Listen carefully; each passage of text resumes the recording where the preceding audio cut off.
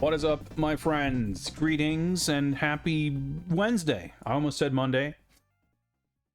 I had Monday off work for Easter, so my time perception is all warped and weird. Maybe, well, I don't know that this would make a difference, but I was going to say maybe it's because I've actually managed to maintain a proper stream schedule and not skipping streams all the time, which I don't know why that would make me think it's Monday, but whatever. That's neither here nor there. It's Wednesday. And I am excited, question mark, to continue to get through this, dull, I was gonna say piece of shit, that's maybe a bit harsh, but, I'm not sure if this is quite possibly the least interesting game so far in James Bond. But I am at the very least happy to be back on the horse, making progress in our historical journey through the timeline of James Bond video games. I'm glad to do so in the company of fine folks such as Space Hoppercopter, UH89, lurkers in chat, VOD viewers, everybody else. Hope you're all doing well this Wednesday evening. I'm doing pretty all right. I am eagerly awaiting the ostensibly impending spring season. It's kind of being a little bit having a bit of a slow start, I feel like. Winter's definitely over, but I feel like, although granted, I feel like it's kind of been like this the last couple of years, but you kind of sit around waiting for spring, and before you know it, it's just summer. Like, we just have this weird wishy-washy limbo of not winter, but none of the actual, like, well, okay, that's not fair. I was gonna say none of the actual sort of nice parts about spring, but that's not true. It just hasn't been very warm, and it's not yet very green. But we're getting plenty more sunlight than in the winter months, and that alone, I think, just every year does wonders for my mental well-being. And it's already late April. Before we know it, it'll be summer, and I'll be on summer break, and yeah, I'm looking forward to that. I don't have a lot planned, but that's good, because that means I have some kind of chance of catching up with all this shit I never get around to doing otherwise. Be it video game backlog, be it finishing Gundam kits. This guy's been sitting here for, I don't know, about a month, half built. I definitely need to get around to some proper spring cleaning around this place too, but whatever. There's stuff to do that I'm looking forward to getting around to. What's up, Mendel? Glad to hear you're doing well. But yeah, the other, like I said, thing that, well, not the other singular thing, but a other thing that has me feeling pretty good is the fact that we're finally getting a little bit of momentum in James Bond, or hopefully. I guess I'm not sure if it qualifies as momentum, doing one stream and starting a second one, but as optimistic as it may have been, I do maintain at the very least the desire to kind of burn through these Quantum of Solace games in fairly rapid succession without too many distractions. That's not a promise, but hopefully I'll be able to. And on that token, I fully expect, or at the very least hope, that we shall be able to finish this game tonight. I think we made it through, I think it was 9 stages, and there's like 6 stages left or something. So we should not have any, like, unless the game gets ridiculously difficult, and like the last couple of stages get really stupid, I think we should be doing all right for finishing the game tonight. And like some of the games we've played, I've not like been in a real rush to finish because it's just been a very enjoyable experience. I don't really think this qualifies. This is one of those things where if we end up like with one level left, or like just, if we don't finish tonight, I'm gonna be annoyed because I kind of want to get this checked off and move out of the way. We'll get to it as we get into the game, of course, but I frankly have been fairly surprised at how like uninteresting the game is. Of course, famously, the movie had a troubled production with the writer's strike and everything, and the movie's an absolute mess. And sure, some of that arguably rubs off on the game, but I don't think most of what's like, well, how do I put it? I was gonna say most of what's uninteresting about the game isn't really about, you know, the movie, but it's not exactly that things are uninteresting. There just aren't any things that are interesting. You know, part of that, as mentioned last time, comes down to the film itself and like the Daniel Craig era of Bond, at least at this point, was kind of a departure from previous Bonds, as every new Bond actor has been. Like, it's always been a little bit of a response or reaction to the previous kind of era, previous actors, right? So with Brosnan's tenure ending at kind of peak ridiculousness as far as his films go, with Die Another Day, I mean, those films are all really, I mean, by the standards, like in comparison to something like Casino Royale, Brosnan Bonds are all like a bit ridiculous, right? And in terms of video games, like, I think, I mean, especially looking at the fact that Everything or Nothing and From Russia with Love had come out, like, they're kind of the most recent 3D action game Bond adaptations, or not even adaptations, just like 3D console Bond games before this one. Actually, I guess Rogue Agent is in there somewhere. Whatever, we don't talk about Rogue Agent. But those are like very over the top. They're both, you know, leaning into all the trappings of a Bond film, like even the to a kind of stereotypical degree. But they're also simultaneously leaning into all the excesses of early 2000s video game isms, you know? Like, From Russia with Love, the game has a lot more action and a lot more over-the-top nonsense than the film does, like, obviously.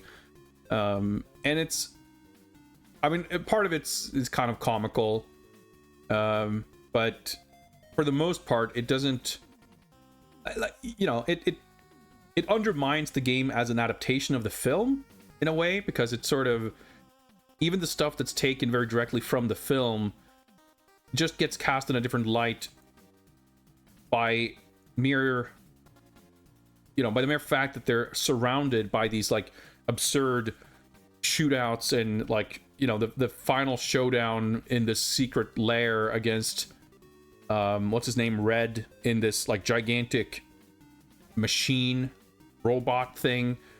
Like, it makes for a fun video game final boss, but it's just like absurd in the context of, you know, an adaptation of this 60s film. And to be clear, I don't mean that in a wholly negative way, or even a negative way at all. It makes for a fun experience, and it makes for kind of a fun, goofy game.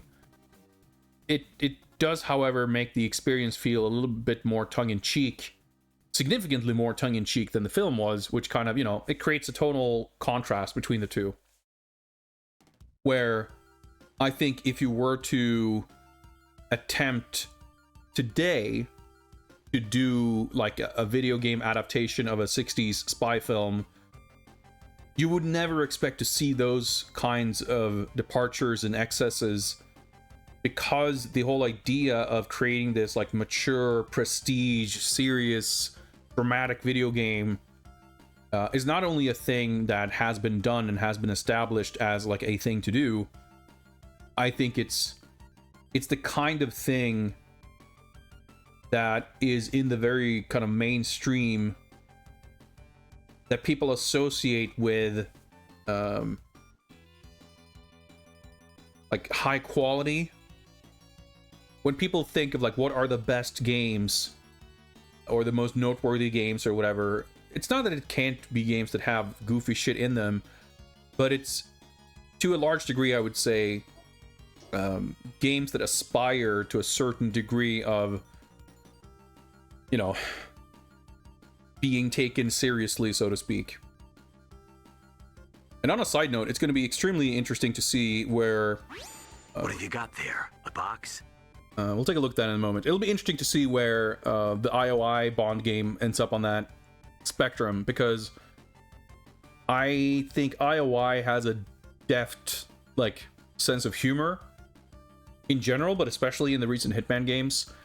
And I would trust them to have the skill, and perhaps most importantly, the confidence to pull off a Bond game that is simultaneously, like, serious, like it's not seen as a joke or as a parody or as a goofy thing, but also not shying away from leaning into what people would probably expect and want to see in a James Bond game. So I think there is a contrast there, where in the early 2000s up through like the mid 2000s, it seemed natural and logical to add a giant robot machine final boss to From Russia with Love, because it had an almost, you know, it's a faithful, loving sort of adaptation in some ways, but it's also like a little bit of a piss take parody kind of thing that's like, it's a little bit, like I said, tongue-in-cheek. And I think for like 2008, Quantum of Solace is arguably ahead of the curve in being like more serious, so to speak, but it is of course basing that off of the films themselves. I say it's ahead of the curve like for a video game, because certainly movies, you know, we're kind of maybe trading in that way. I think, you know, obviously between GoldenEye and Casino Royale, we'd seen stuff like not just the Bourne films, but I think also Mission Impossible. Like, I'm trying to think. I think Mission Impossible 2 was like 01, and Mission Impossible 3 was like 06 or something like that. And like that becoming a little bit more of a sort of juggernaut. I think, yeah, 4 was like 2008. I think maybe it was a little bit later. In any case, James Bond, it's kind of like how the 90s Batman films existed in their own kind of context, and as soon as you had stuff, not just like Batman Begins and the Nolan Batman stuff, but just in general, like how kind of superhero movies transition into a different thing, partially as a reaction to those films, like partially as a reaction to the perception that the Schumacher films were like embarrassing, or whatever. There were, I think, trends in terms of like big blockbuster action movies to be like mature and adult, or like taken seriously, or like, you know, oh, we have to take this source material in terms of comics or video games or you know, legacy stuff like Bond or whatever, and just like try to elevate it by making it more somber or less silly or what have you. And I think you see similar stuff in games, with a little bit of a delay, and, you know, in slightly different ways. So it makes sense that a game based on Quantum of Solace doesn't lean into the same kind of excesses as Everything or Nothing does. But my biggest issue with it is that it doesn't really do anything else to make up for the loss of those kinds of things. And there just like isn't really much left. So you get a very generic all-away shooter that doesn't really have much flavor, and there isn't a lot of interesting set pieces, and even the level design and encounter design is like not very interesting. The shooting feels good, but like I feel like that's the bare minimum. I mean, even if the shooting doesn't feel great, you can make up for it in other ways, but the shooting feeling good doesn't do all that much to kind of save Quantum of Solace from otherwise being a pretty dull experience, because a lot of actual good games that are good in other ways also have good shooting. So, you know, it's kind of not worth all that much in the grand scheme of things. Yeah, I'm extremely excited to see what iOS Bond is going to be, because I think that the current Hitman games are like extremely good games in general, but they have such interesting takes on like systemic design, and the tone is really great because it has melodrama and comedy, and like it's just like the whole game is like an engine for like crazy situations and kind of emergent storytelling. And even though I don't expect Bond to play like Hitman, I hope to see a similar approach in terms of these like contained, extremely intricate clockwork kind of levels. I mean, I'd be happy for a game that's like Everything or Nothing, where there's like 32-minute stages that all are like fully set piece driven and are just like really sick and fun to go through. But I think what IO Interactive is capable of is like a game that facilitates the creation of those kinds of scenarios dynamically, where you have like missions where all kinds of crazy shit can happen, but it's not all scripted in this like line of events that's gonna happen, because I think that is a lot of what Hitman is. Of course, it has a lot of sort of scripted things that can happen, all of these scenarios that are designed for you to stumble into and have play out.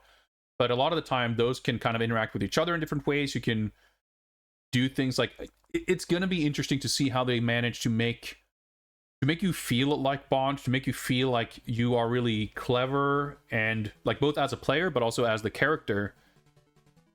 And just having the ability to use your wits as well as your, you know, action prowess. Because that's the thing.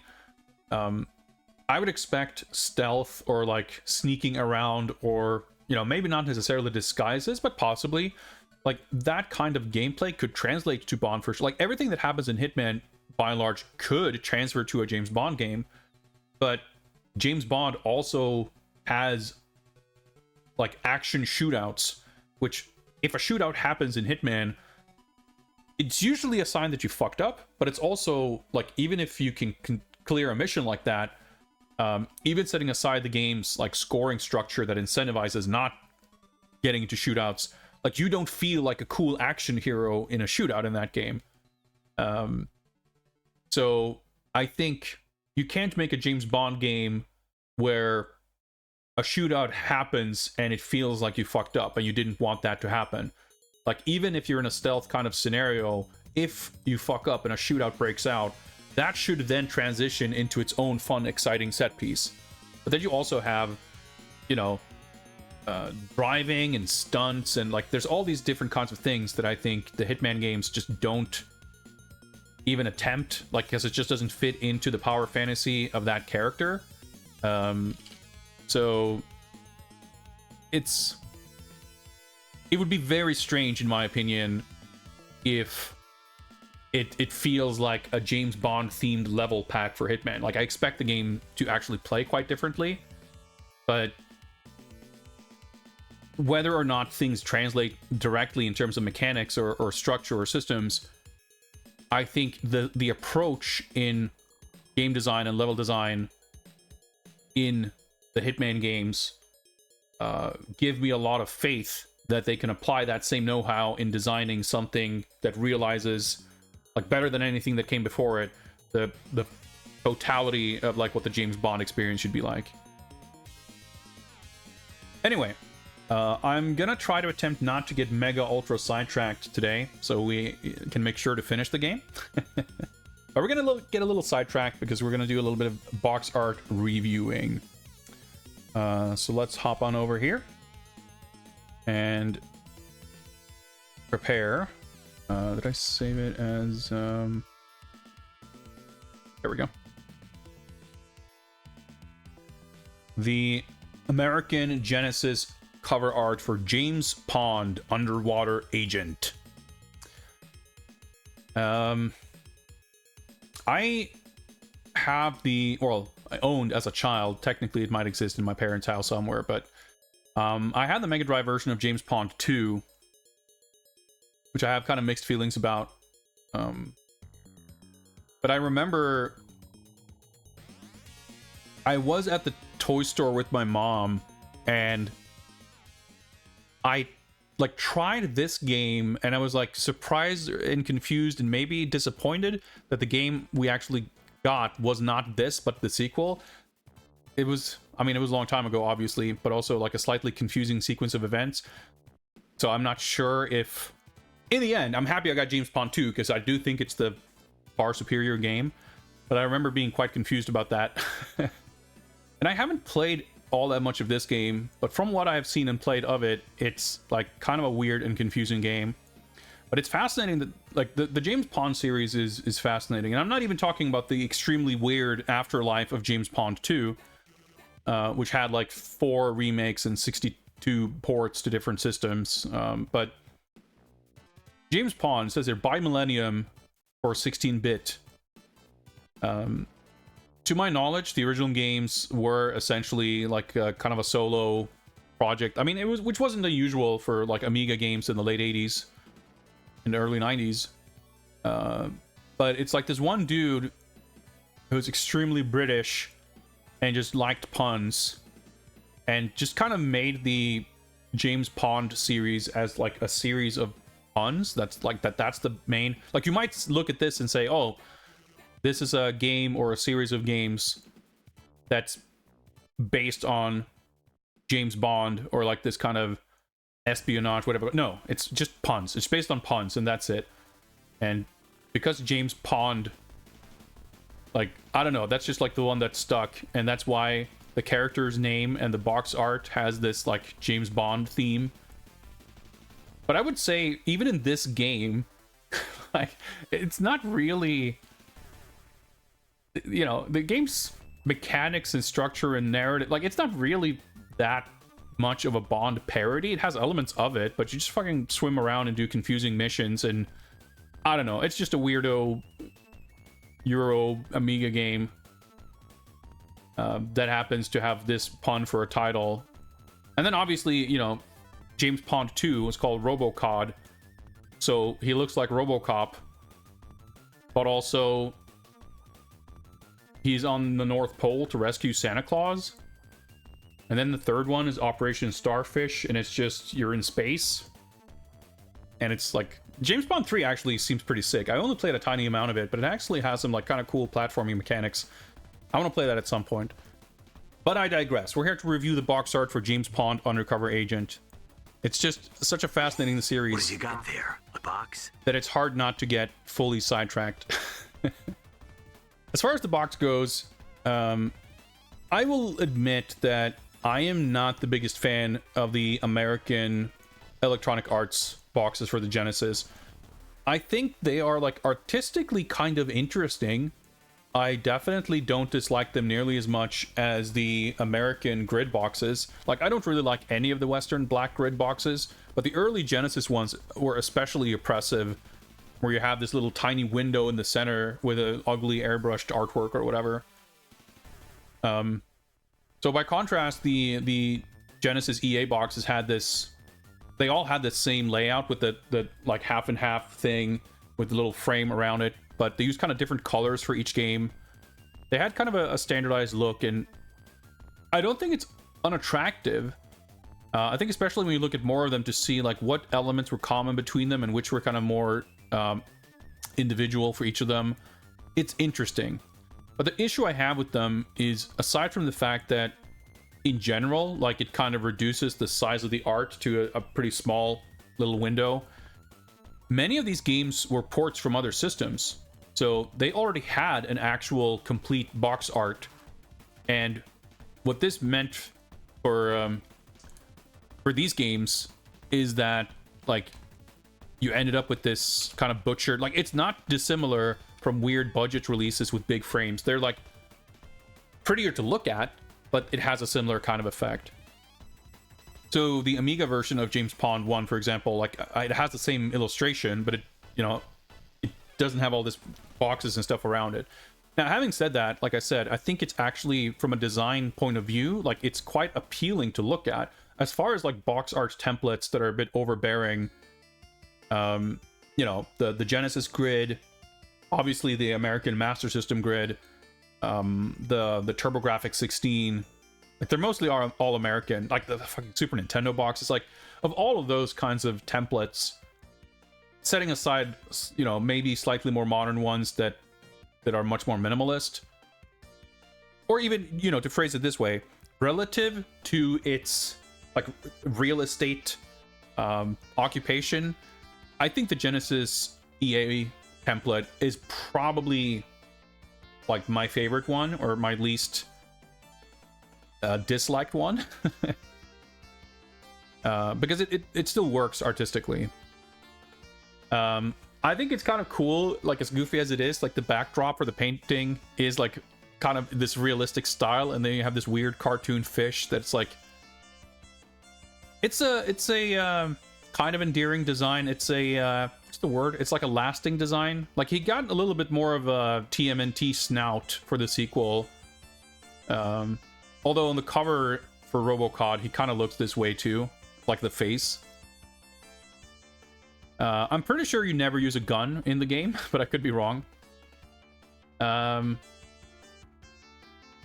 It's a hard one to rate, because I think to a significant degree the artistic merits of the layout is so overbearing on the actual artwork that it's almost more of a review of the Genesis EA template than anything else. James Pond's face is arguably a little bit nightmarish. I think it works, but it's kind of like you stare a bit too much at it and it's like really unsettling. But it's not ugly. I like, you know, the character stands out really well. You kind of get it. I mean, it's not very deep. It's called James Pond. He's a fish. He looks a bit like James Bond. I mean, not like in his face or anything, but just, you know, the pose, the tuxedo vest or whatever. You got a sexy lady mermaid in the back. Like, you know, as far as games built around the entirety of a singular pun, I reckon there's like a lot of British computer dreck out there with horrible box arts, and compared to all of that, I reckon this is pretty alright. But ultimately, it's not like transcendental in neither its punnery or artistry. So I think ultimately we're going to end up at an even 3 stars. There you go. That's my review of the James Pond Genesis box art. As a side note, we didn't really get these boxes in Europe. The PAL EA boxes, like some of them have the kind of half and half thing, sort of, somewhat. But definitely not to the same degree. It wasn't like this standardized template at all. For the most part, they just had like kind of the full cover similar to anything else, except they didn't have the grid. So in a lot of cases, as I recall, the EA boxes were almost kind of closer to the Japanese ones, where there just isn't really any template at all. And of course, like, America got a bunch of those too, because most games would have the grid layout, but you also had a lot of third-party stuff that just kind of went by their own rules and did whatever the fuck. You know, Tengen had their own, like the red laser layout thing. But I'm thinking of like Renovation or even Namco. Like, I don't know, there's a lot of shit that just did whatever. But if you're gonna have a template, this at least is a pretty nice looking one. Next up, this is one that I actually own. This is the Japanese box for Metroid Zero Mission for the Game Boy Advance. Game Boy Advance boxes are somewhat at an inherent disadvantage just for physically being small. But because the Japanese boxes, in case you're not aware, they're about half the size of the Western ones. I mean, you can obviously tell from the format that they're not big squares.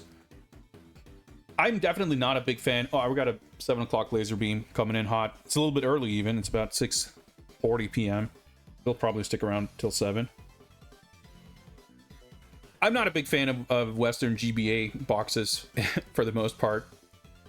The Japanese GBA boxes, of course, much like the Famicom ones before them, and the Super Famicom ones for that matter, and the N64 ones, they don't have an overbearing template layout. So you got these little logos in the corners and that's it. I'm not the biggest fan of Metroid Zero Mission as a game. I like parts of it a lot. I like parts of it not much at all. I do think in the game itself, to a degree, this like comic book illustration stuff clashes horribly with some of the art, and it's really weird. But in isolation, I do like the illustration style a ton. I think all these artworks of Samus are like really cool. They're very, you know, they're nicely drawn, and this like heavy use of black just creates a striking look that I think works well for the general atmosphere of Metroid. I think the red like sort of color scheme from the background, because this imagery kind of comes back in some of the other like advertisement and other materials and stuff. Like I think that whole imagery is cool. I like the way the logo stands out. This kind of biomechanical frame all around everything is interestingly, it's an example of having like a frame, which we've seen on countless boxes, that I think actually elevates the composition. Because the background is quite simple and it's also very graphic, like it doesn't feel like the background is being cropped. It doesn't feel like there's this big painting that we're missing out on because it's being covered up by a frame. I think the frame helps the composition because it also helps kind of make the layout logo, like the template stuff, kind of, it helps separate that from the artwork. I like the fact that, you know, I feel like there's, to a degree, there's multiple Metroid boxes that feel quite interchangeable in their concepts. But this one, at least, having the silhouette of Samus without the power suit with her little stun gun, like, you know, it's a little bit of a implication of the one aspect of this game that is, I guess, like the more, I can't say innovative, but like the one thing that sets it apart from Metroid games that came before it, even though that tiny little stealth section is a bit shit, whatever, you know, it's the one thing that's unique about this game at that point in time anyway. Overall, I just think this is a really strong cover. But I do also think, if I think about like other Metroid boxes or like what it could do, like I think for what it's trying to do, it's very well executed and it looks very appealing.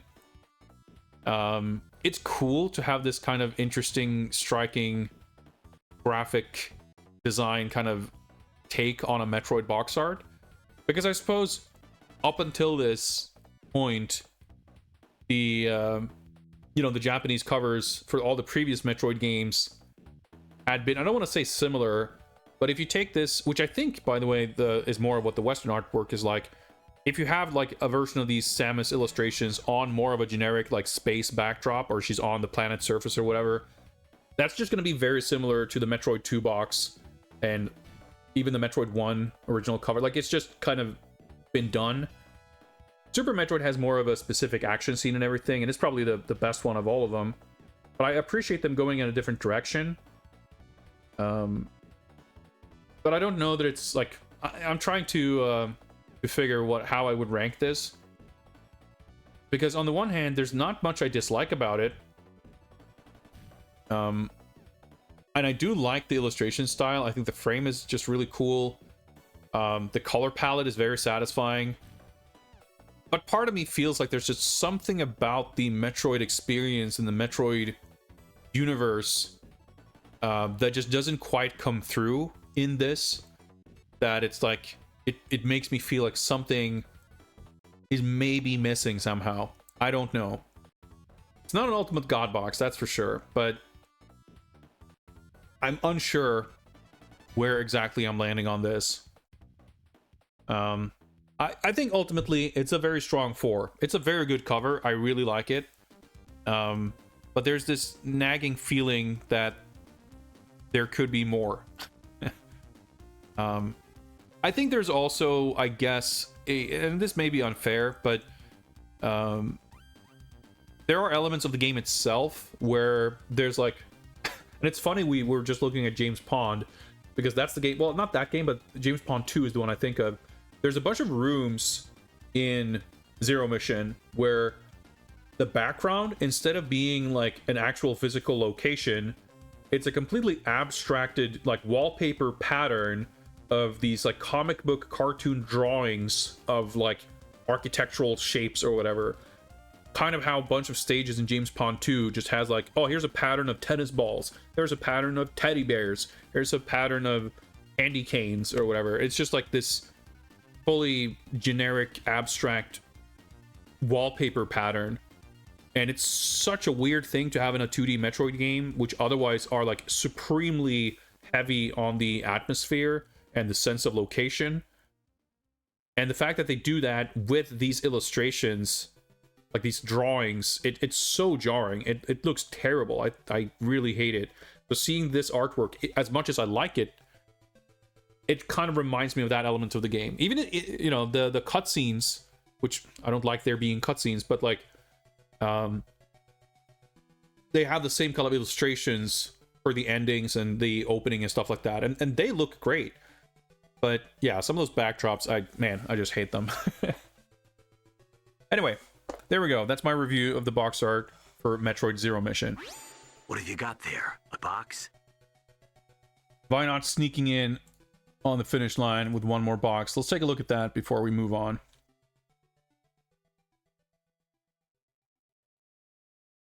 Let's see here. This is the box Orc, published by Psygnosis. In a way, very typical Psygnosis, but in a way, very low-key for a Psygnosis box. I'm not familiar with this game, so I which is good. I don't get sidetracked talking about that too much. But it does make me a little bit curious. Like, I kind of wonder how representative this is. I guess that's a little spaceship or something flying by the neck of this thing. I don't know if this is a shoot 'em up or whatever. I guess it's some kind of space planet surface with these gigantic space worms popping out of it. I don't know. Could also be completely unrelated. Who knows? I think this is obviously extremely well painted. It doesn't really do that much for me, though. I think it's a style and a kind of painting where there just isn't really enough going on for me to be super compelled with it. And the creature design is also just not really up my alley. It's a weird Shadow of the Beast adjacent adventure platformer. Was Bilbo playing this recently? Because I feel like the title looks familiar. I may have watched like 2 minutes of it. It's I played it over the weekend. Yeah, I probably watched a bit of it, or I probably saw a bit of it. I didn't really watch. I mean, yeah, it's like high quality. It's probably like most of these Psygnosis, you know, album cover art boxes. Like, it's you know, it's more focused on having striking artwork than representing the game. And I think that's fine.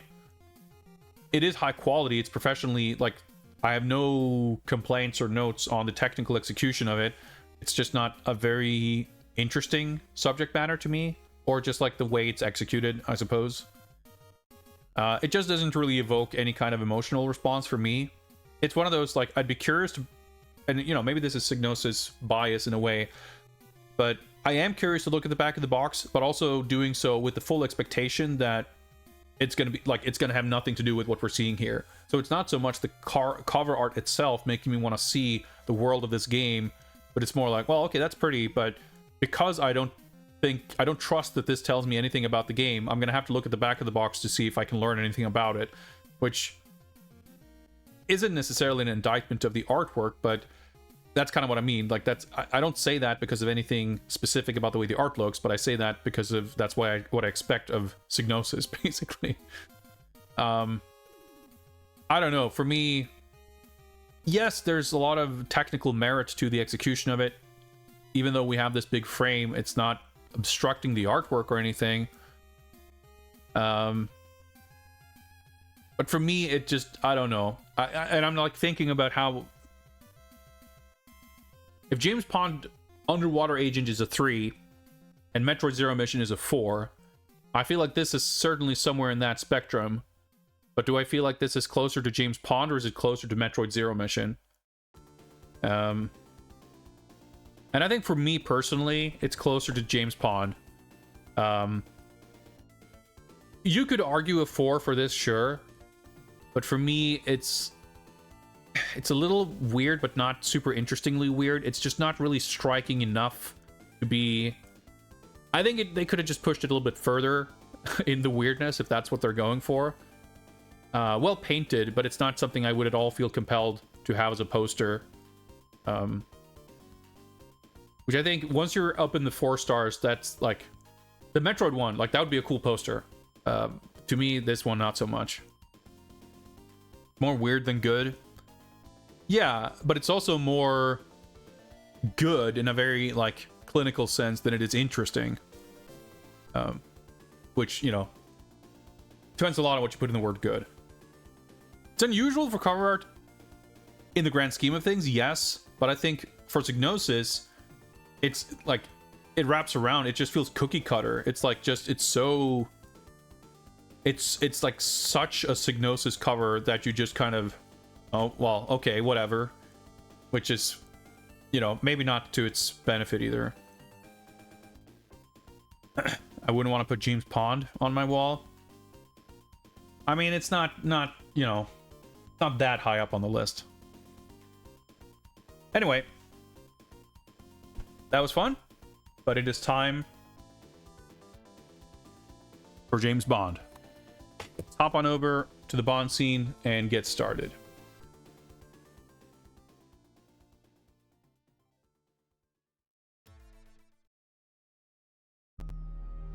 Let's see here. Let's get a timer up here. Find a controller. There we go. Let me swap my display. Oh, actually, let's...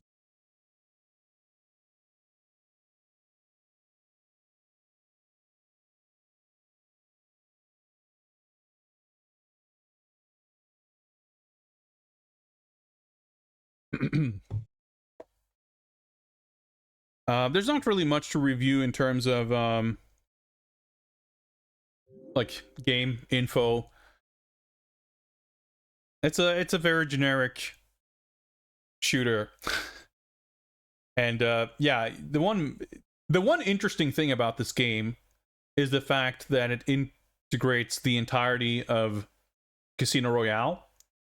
But I was very surprised you know, by the way that it's doing it, because I was expecting that, you know, because the games follow in or the films follow in sequential order, Quantum of Solace is like a very direct sequel to Casino Royale, that, all right, I guess we start in the Casino Royale story and then we transition into what happens in Quantum of Solace. That's not the case. The game starts with the opening scene, essentially, of Quantum of... Well, actually, the first stage is like a little action scene that kind of transitions into the cold open, like, intro action scene, pre-credits action scene of the film. And then you have like a couple of stages that are surprisingly faithful to action scenes in Quantum of Solace.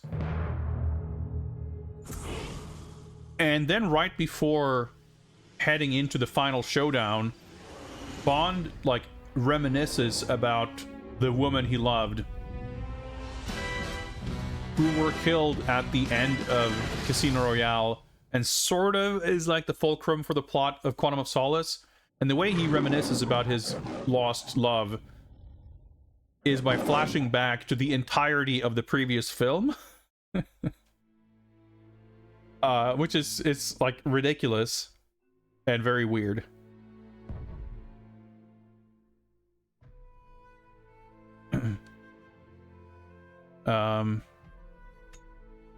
There's multiplayer, which I don't know if there's like bots and stuff. I'd be curious to kind of take a look at it, but I can't imagine it's going to be super duper interesting. I mean, it's basically going to be kind of milk toast, watered down, less stuff in it Call of Duty, which, I mean, you could do worse than that for sure, but still not going to be super interesting. So yeah, just looking at the level select. So yeah, this is the sort of kind of opening scene. And then the opening CG FMV has like the actual car chase from the beginning of the film. Then we're in Italy. Then we have this opera house sniper level. Then in between these two levels, we skip about an hour of the film. So then we're like heading into the ending of the film. So there's like 4 levels of Quantum of Solace. Then we flash back to the pre-credits opening scene of Casino Royale, which has 1, 2, well, okay, I was gonna say 3 levels, but actually it's 2 levels, but it's like a long sort of like, these two are like the sort of parkour foot chase, although this part is less parkour foot chase and more let's shoot 800 people. But then this level is kind of the parkour thing, which, like, I was surprised at how well this game kind of recreates that scene. But then the actual action part of the scene from the film, where he like goes into the embassy and fucking shoots it up, the part of the film that actually is like a shootout action scene, that gets narrated in a like MI6 briefing cutscene. So like that happens in between these 2 levels too, where huge swaths of, I can't say plot in the case of Quantum of Solace because the game nor film barely has any plot, but like large chunks of the movie are just vaguely and rapidly described to us in radio conversation, and then we just skip ahead, and that happens in a few bits here too. So these 2 are the opening scene of Casino Royale. Then we have this part of the like science center, which I don't remember or even know what that is. But now we're going to the Miami airport. And then there's like a couple of more Casino Royale stages. So there's like, actually I guess 1, 2, 3, 4, 5, 6 levels. And then this is like the finale of Quantum of Solace. So Quantum of Solace gets like 5 levels in this game, and Casino Royale gets like 9. And you know, we played half, 2/3 of the game or so in about 2 hours, so it's not a very long game. I'm playing this on 360. It's definitely not, well, I'm sure I did the research before. I would never expect a game like this to be backwards compatible because it's like a licensed game.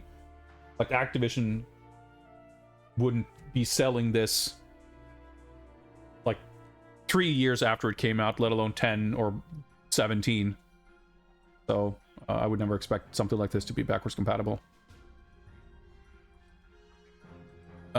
This movie basically has no script, and there's no plot, and nothing like happens. Well, it's not that nothing happens in it, because there's like 14 action scenes, but there's like no like you're not going to remember what anything is about before the movie is over. Like it's an absolute fascinating memory sinkhole of a film where it's just like you cannot, it's a film that is simultaneously extremely light on story, but also incredibly difficult to follow. Like it's a terrible, terrible movie. And the game is similar in a lot of ways. And part of that isn't just inherited from the movie, but it's weird. Like it's mediocre and generic entirely on its own merits also. But without further ado, let's start the timer and go to Miami.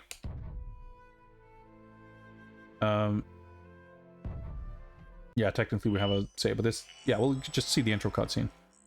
Bond's departed the Science Center. Probably wise, given the condition he left it in. Yes, Bond. Tell her to call security at Miami Airport. I think a bomb's about to go off. Demetrius just found himself another bomb maker. The airport's evacuating the officers at the back of Terminal C. There's a report of fire. It's a false alarm. There's no fire. It's a diversion. Something else is happening. Demetrios would never send a man alone. He'll have backup. We'll have to deal with them first. The aesthetics of these briefings looks cool, but it's so confusing to follow. And like, holy shit, if you just like, I've seen these films relatively recently and I still can barely follow along. Only men left are ours. How long till we've got control of network traffic? So like, It's already happening. Imagine playing this without knowing the films. Like, you would have no fucking clue. And of course, it's 2008, so Bond, network no traffic over the subtitles. airport just dropped to 0. We think they put a Trojan in the system. Patch us into the nearest server so we can work on a bypass from our end. Look for the server to be in a dedicated computer room behind safety glass. They're like kind of giving some briefing here to make it sound like we need to care about stuff, but you're generally just kind of walking a straight line, and if you ever get confused, you just look at the compass to show you the direction of where you go. Oh yeah, it's the sprinklers. I was like, is this some kind of weird heat wave? Oh yeah.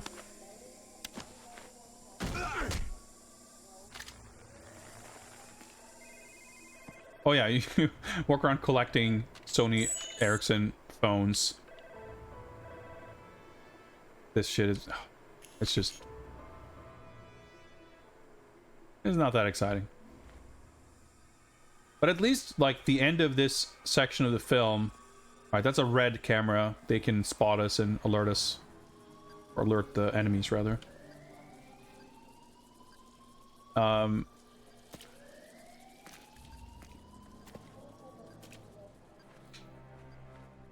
was I gonna say? I forget. Whatever.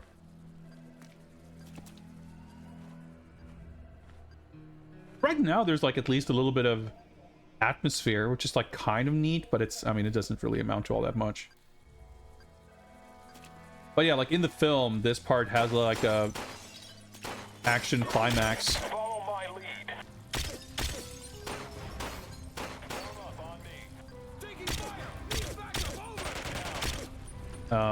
That I'm curious to see how they recreate in the game.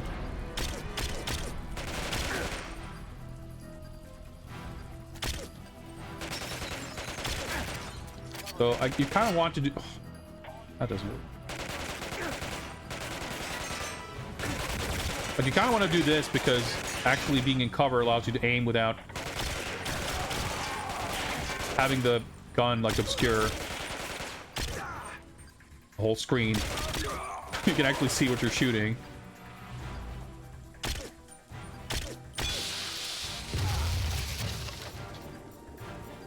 It's just like wobbling around. But again, the shooting feels great, and it's really satisfying that the enemies aren't like tanky. Oh yeah, I'm just reminded of achievement unlocked. We didn't actually ever look at the achievements last time, because that's another weird thing I was sort of surprised by. We're getting like rather few achievements. It's not like even getting one per level. We've gotten like 3 or 4 achievements so far. And because on the 360, it doesn't tell you when you get the achievement, like what the criteria was. It just shows you the name of the achievement. I meant to go look at the achievements list to kind of see, because I guess I can say that if the achievements, I mean, I wouldn't trust them to be like interestingly designed or anything, but that's somewhere where hypothetically the game could offer some kind of replay value, or like some there being more to just playing through these levels in like 4 hours. Because there's like, just feels like there's shockingly little substance to the game.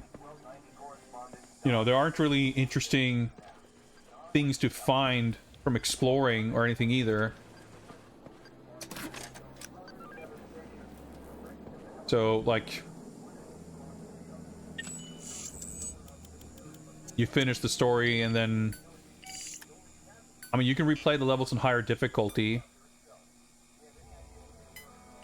but that doesn't seem super compelling.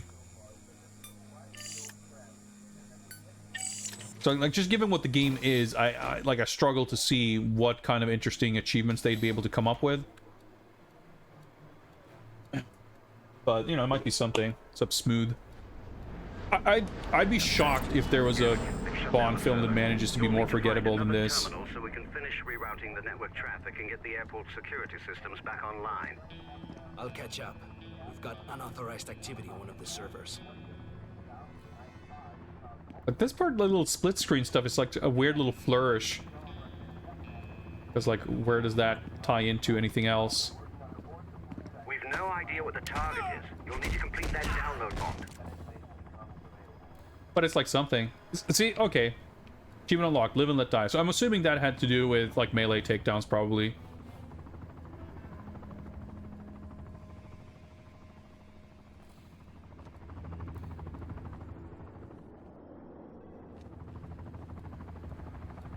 So you do have, I think, if I look at my Sony Ericsson.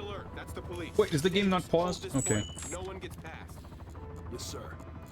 It isn't. They're actually moving around. Shit. Carlos delivers the package. I actually see the guys talk. That's kind of interesting. But yeah, you get this little map screen.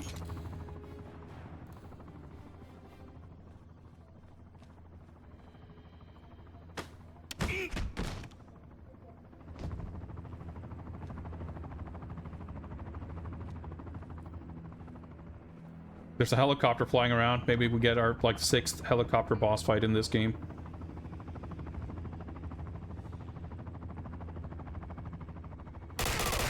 Oh yeah, I don't have a silencer. Oh well. Yeah, so like if you like alert the enemies, these like SWAT, well they're not SWAT obviously, they're elite guards or whatever, they show up. But so like even that is like taken care of pretty quickly, and again, like the enemies aren't spongy. Like that feels so good. Like I really like that about this game.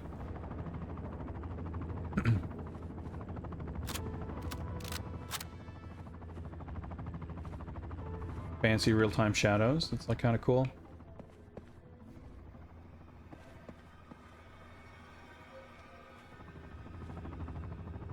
Like, you just kind of expect there to be something in any of these offices, but, like, no. You highlight this giant red flashing thing. Do the door unlocking minigame. And the late 2000s and fucking time-wasting hacking shit. Name a more iconic duo. You can do this. Like see cameras, which I don't know, I feel like ever since Duke 3D introduced this kind of mechanic, it's always been like, for me at least, with my kind of sense of direction and like spatial understanding, like how the fuck am I supposed to like commit any of this to memory to the point where it's gonna be actually helpful in any way? Like, I don't know, do I actually get... Yeah, okay, that's kind of interesting, I guess. I have the camera, like, I have access to the cameras at any point in time. The thing is, it's, like, totally pointless. Like, it doesn't... I can completely ignore it and not feel like I'm missing out or losing out or, like, risking anything. But that's, like, kind of interesting, you know, like mechanically, in isolation, that's sort of an interesting thing. Just doesn't, like... Yeah, oh, so there's a camera, too, like... Taking it out doesn't do anything because the red cameras, you can hack them to disable them or like hack the breaker or whatever. But if you shoot it to take it out, it's like the same as being seen by it for whatever reason.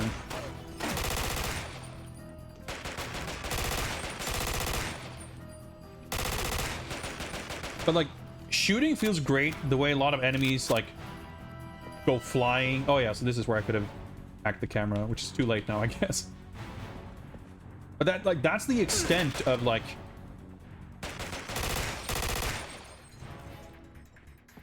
You know, free-form, like... tackling level objectives, or, like... thinking on the spot and like... being clever. Otherwise, it's really just...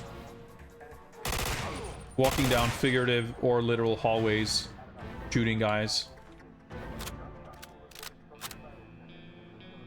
Like, say a mission where stealth is the only way, or mission fail. I mean, I don't think that would make the game better, frankly.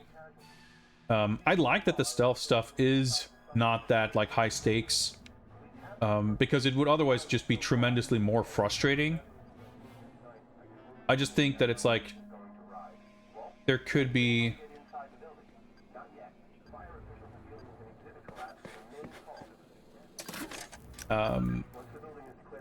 It's just that it's like it's one little puzzle piece that is, there's not much to it, but if it had been one of 12 pieces, you would have something interesting.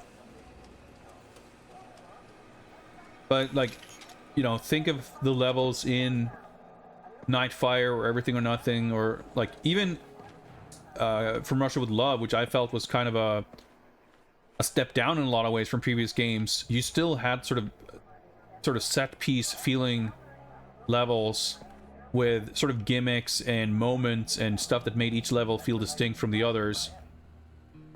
And that's not really been a thing. Like the levels themselves in this, I feel, are about on par with like GBA Nightfire or something. They're not as difficult and annoying, of course, but in terms of interestingness, in terms of like flavor and texture, in terms of memorability, or like a level being distinct from another. Like, I think the construction site parkour thing was pretty cool. And there have been levels that are a little bit more, there's like something more to them. But as far as like wandering from checkpoint to checkpoint shooting guys, That's it. The network is back that's online. just like Now find that bomber. very samey. The airport's back online. This fix was local. Check the server rooms. There! Found him. Zone 3, server room. Moving out! But why did the door start smoking when he kicked it? We don't hold the position. Over.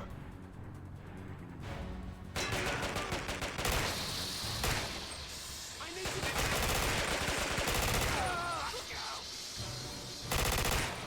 But yeah, honestly, like,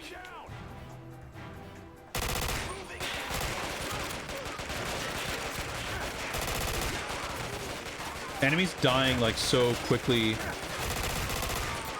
feels very satisfying. There's a bomb. I'm trying to move. Okay, wasn't quite enough. The damage system is also like a little funky because you're very, didn't quite mean to dash that far. Not a good time to reload.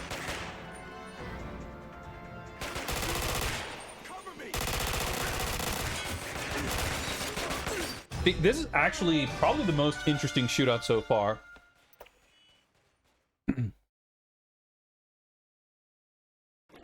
Right there. We're under attack. This button doesn't pause. All right, there we go. But yeah, you're like actually very fragile, but your health recovers very quickly. As long as you're in cover, like, you'll be fine. Send another squad to this position. I'm being shot at from a different direction, being flanked. Like, actually being flanked. Like, game's actually maybe, like, maybe it's becoming better. I have to dodge 7 o'clock laser beam too.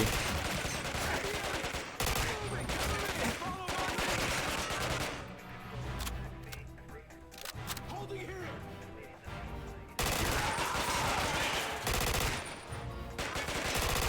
Moving out.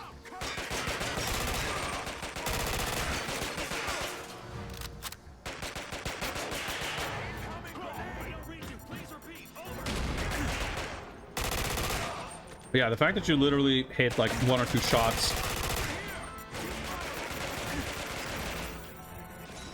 and they die, it's, I don't know, the shooting honestly feels pretty awesome.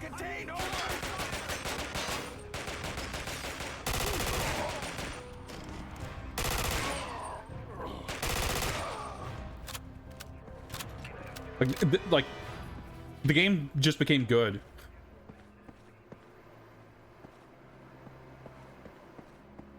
How does the health work? This is a 2008 first-person shooter, so that's how the health works. Bond silhouette in the bottom left there tells you if I'm standing or crouching, but it's also my life bar.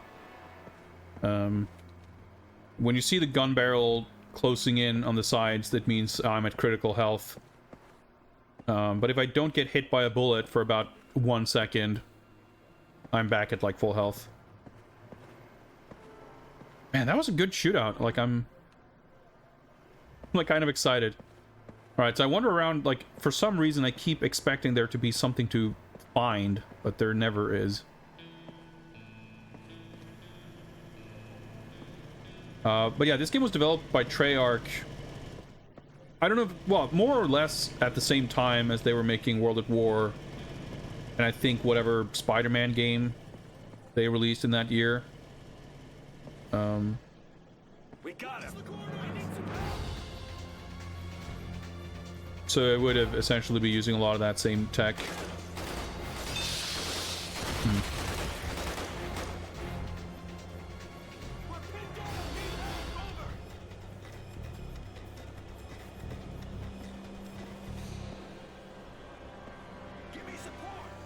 Okay, this is like, okay, we got some moving stuff, so you're getting a little confused and distracted. This shit is like... I'm like blown away because... game is just like... set my expectations. Oh yeah, this game has awesome explosions too. We just haven't seen many of them in this level. But like, that's the thing, like, it's a gimmick that becomes like unexciting pretty quickly in that, like, oh yeah, there's explosive things to shoot. But it's not too bad, like, you know, that being a repetitive, tiresome thing is like not the worst thing, really.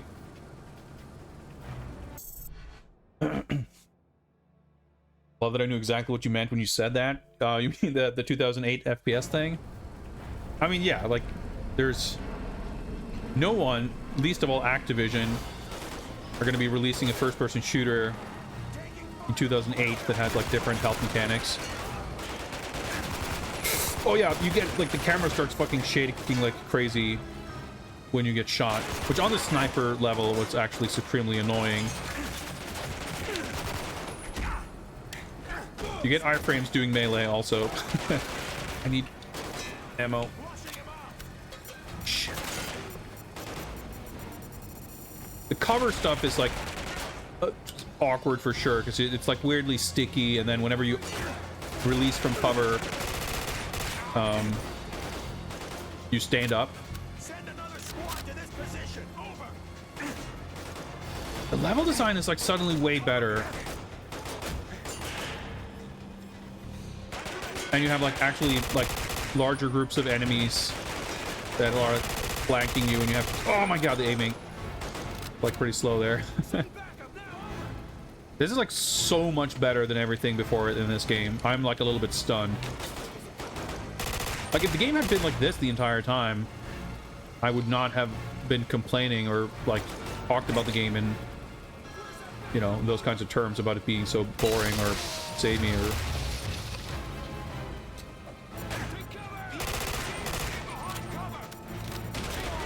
But like the cover is also like kind of crucial because you just, yeah, like I said, you're so fragile, you just get hit. Like there's no really like manually taking cover, so to speak. Like you're either in cover mode or you're getting fucking shot.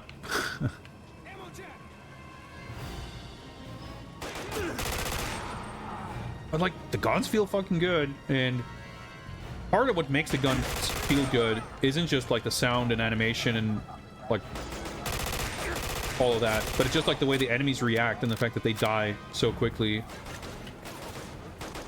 Like, it gives it a very different feel from, frankly, most other Bond, like GoldenEye, post-GoldenEye. I'm trying to find something to lock into cover. Yeah. Exactly how I meant to aim. A little hard to see through this chain link fence, but... guy. Okay.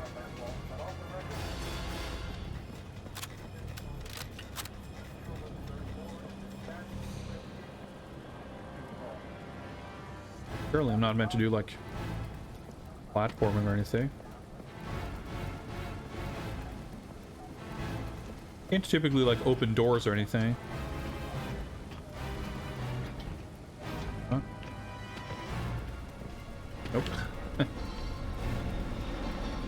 Well, the cover stuff, interestingly, I mean, that's not a Call of Duty thing, so it's definitely something that distinguishes this from Call of Duty. Ah, I didn't even hear it ringing. Yeah, so you get these little hints. Shoot explosive stuff to cause explosions. Really anything.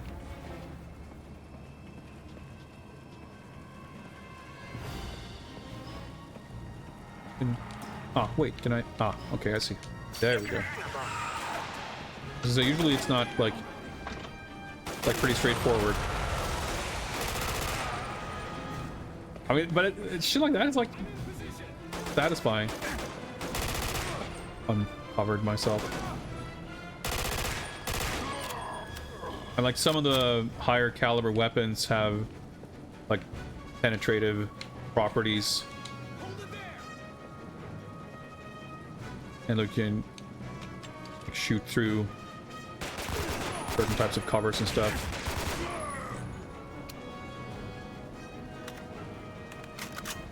And all of that is like pretty standard.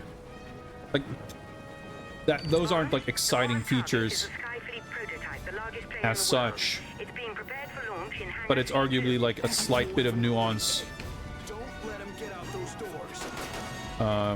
compared to maybe some other Bond games in particular. But it does also like just feel a bit more like a army guy shooter.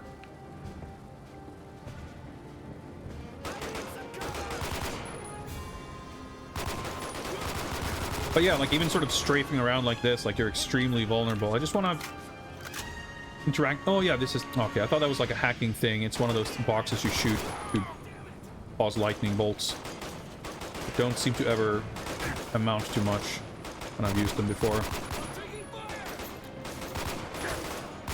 Okay, there's a crate. I thought that might be something explosive. Weapon carrying capacity basically is I hear a grenade. Yeah. Oh, it knocked me out of cover. You have one primary weapon and you have one sidearm, and you always have the P99. So you have like those three weapons, and the P99 can never be dropped or replaced. So I have this other pistol and the P99 and the rifle.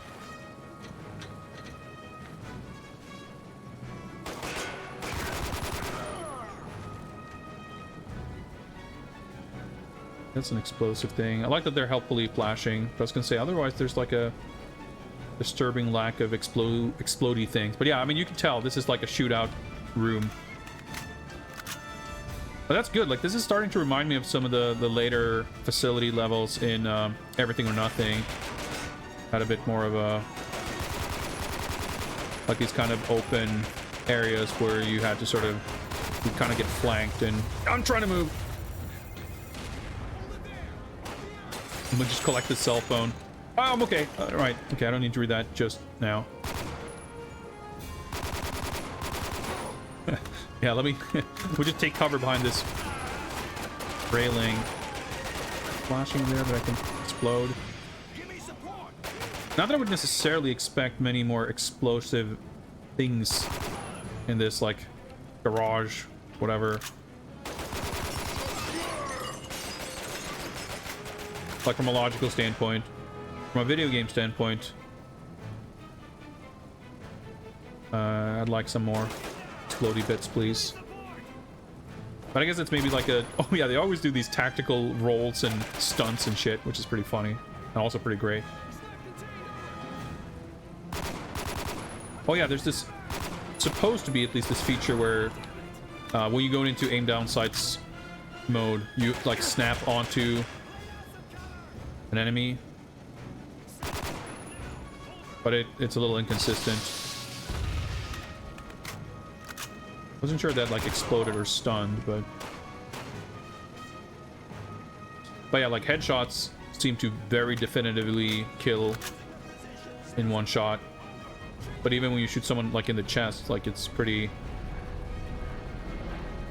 yeah, enemies go down quickly, and when I first experienced that in the opening level, I was definitely expecting that to change over the course of the game, because that's typically what happens. Or at least that would typically be what happens in like a early to mid 2000s shooting game. But I think for sure, like, Call of Duty probably popularized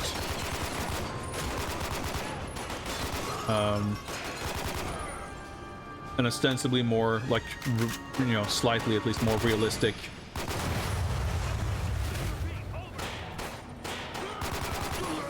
approach to shooting. Gonna generate some lightning bolts or something. All right, I'm out of ammo. The plane is being fueled as we speak. If the bomber reaches the fuel truck, the explosion will be catastrophic. Find a way to get through Yeah, so that's like the actions. I mean, this shootout doesn't really happen in the movie, but chasing down the fuel truck thing is like the big action climax. So I wonder if we'll get a narration of that, or if it's like a part of the level. So I picked up, yeah, there we go. My main concern, getting a weapon. Yeah, this was a fun level, actually. I said it was. It's not over quite yet.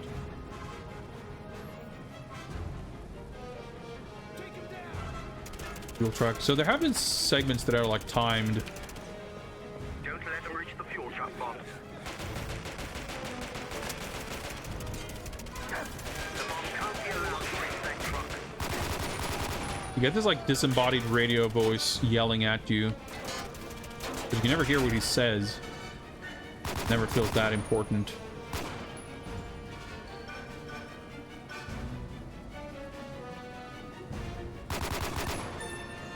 Stop it now, Bond.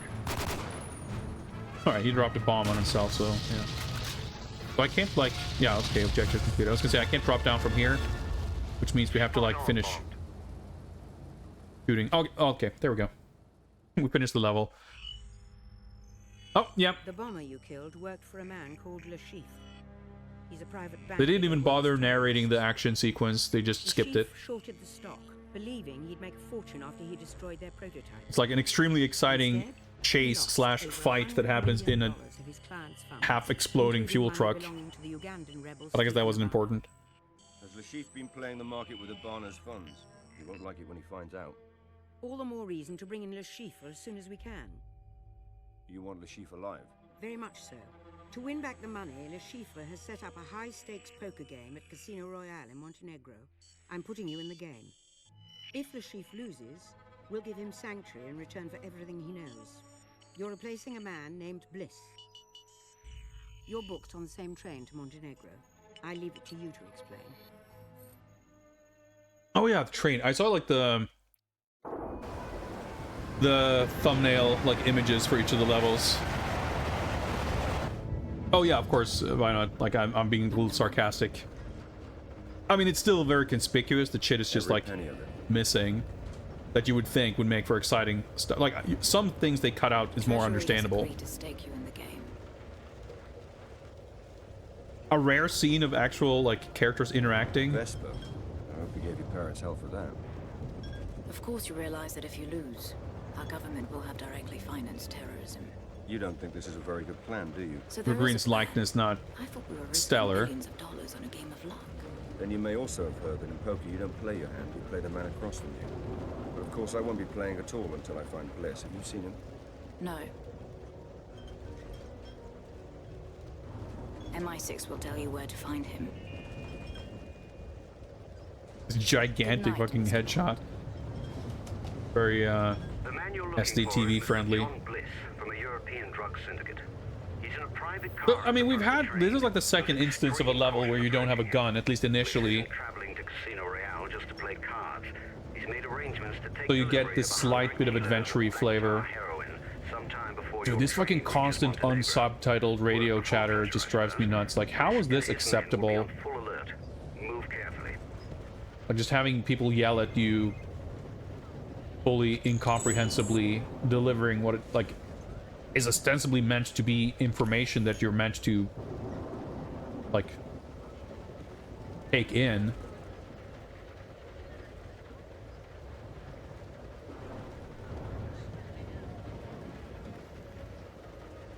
It's like pretty bad. Too much to hope there will be gambling. We'll see. I mean, it's very funny to think that they would skip over like half the film, including like the signature moment of the entire film. Well, it's not even a moment. It's like not a moment or a sequence even. It's just like the premise. Oh yeah, so much for not having a gun. We're in action mode now.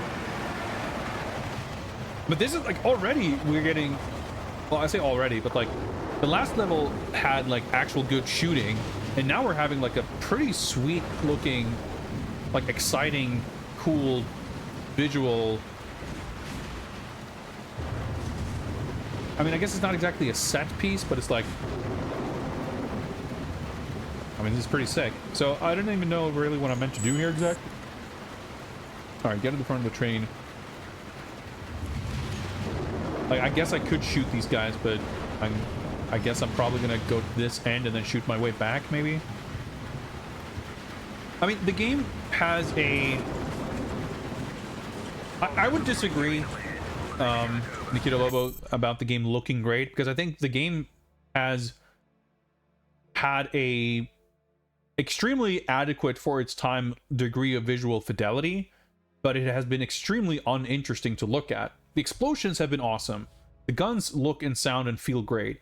But in terms of like the environments and the characters and like, there's no personality or flavor to any of it for the most part.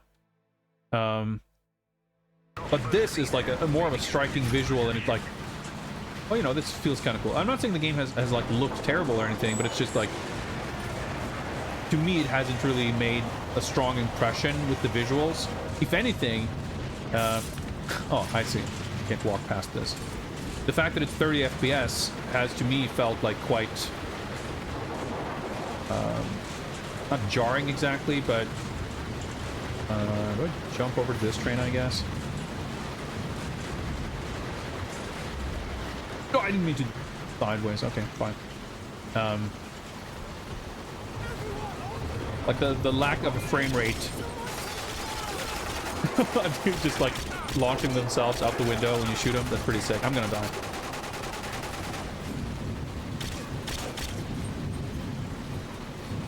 I can't take cover behind this. I can't take cover behind this.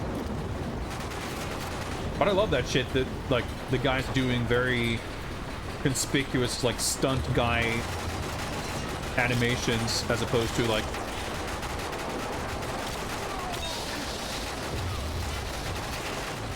well, as opposed to like just doing a physics simulated flop. Accidentally shot him because he stood up.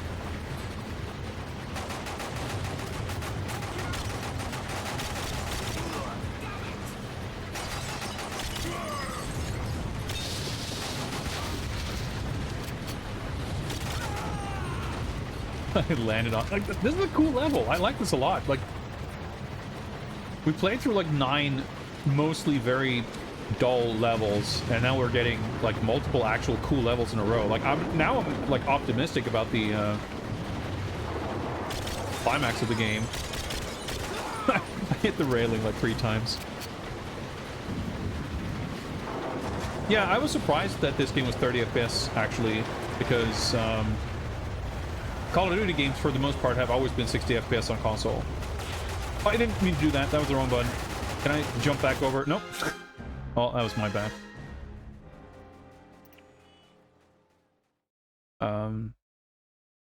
Night Fire was also 60 FPS, so it's just like for a game like this, it legitimately makes a huge difference, like in just how good it feels.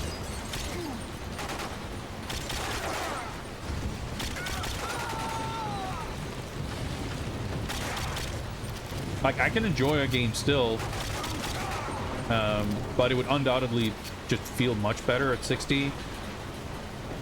But it's, you know, the sort of combination of that and just the surprise from kind of the expectations I would have had based on, like, Call of Duty.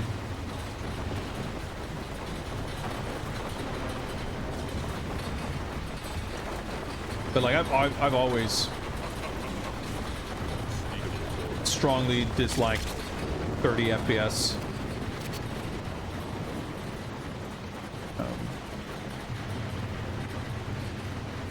Atomic Runner, greetings.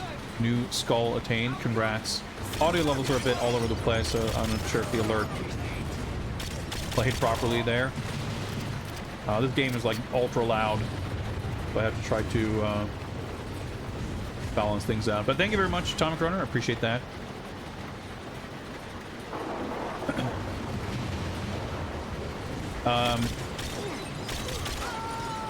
After last time, my general impression of this game was that it was a strong contender for the most dull James Bond game that we've played so far. Which I was surprised by, because I've never played World at War, but I would have expected any Call of Duty game around this time to at least be quite competent. I really liked Modern Warfare, which obviously a different developer and all that, but so Treyarch making this, like, I just expected generally in terms of like just, you know, this generation of first-person shooter, a degree of just competency, but especially like from anyone, I would say, yeah, getting shot just fucking destroys your aim.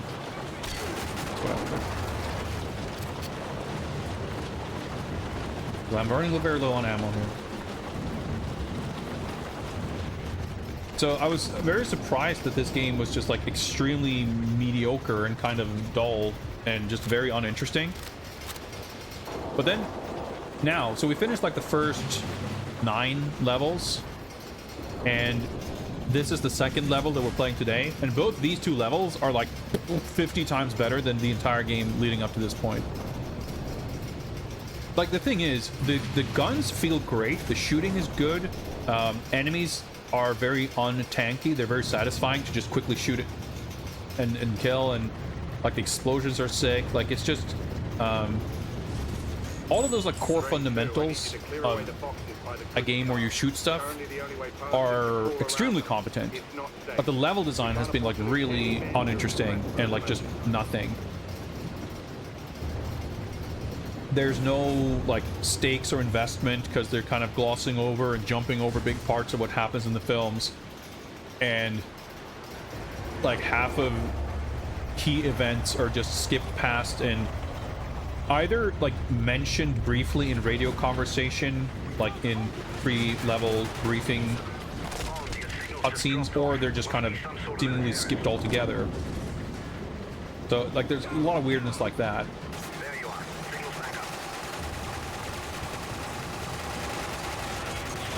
Whoa, okay. I mean, this is, see, shit like this is pretty cool.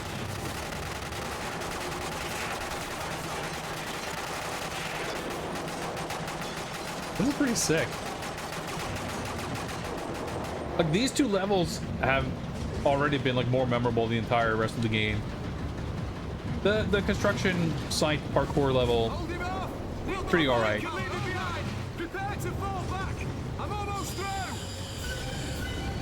But if it's gonna like keep escalating, the cover is like really awkwardly sticky and weird. I don't have any grenades.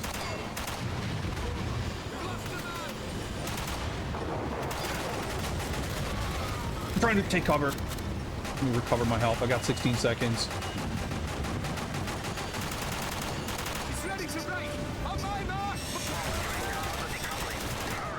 Oh my god. This is pretty sick.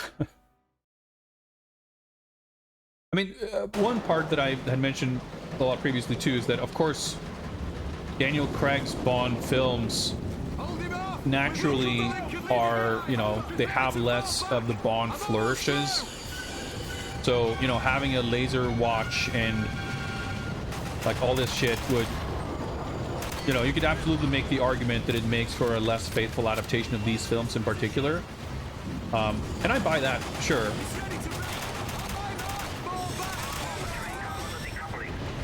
There's a shotgun there. I kind of wanted to grab it because the shotgun felt amazing.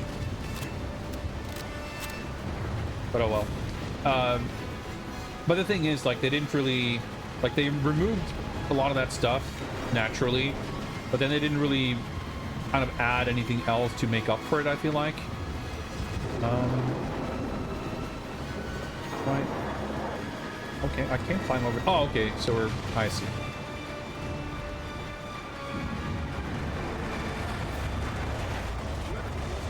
But this is cool.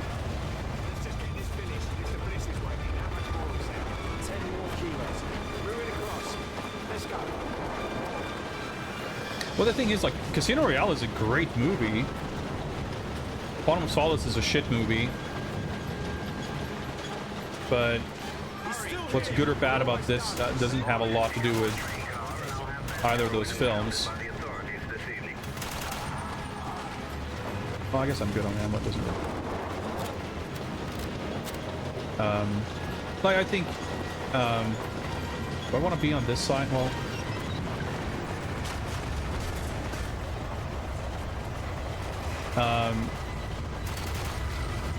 okay. Floaty bits. I'm on my way now.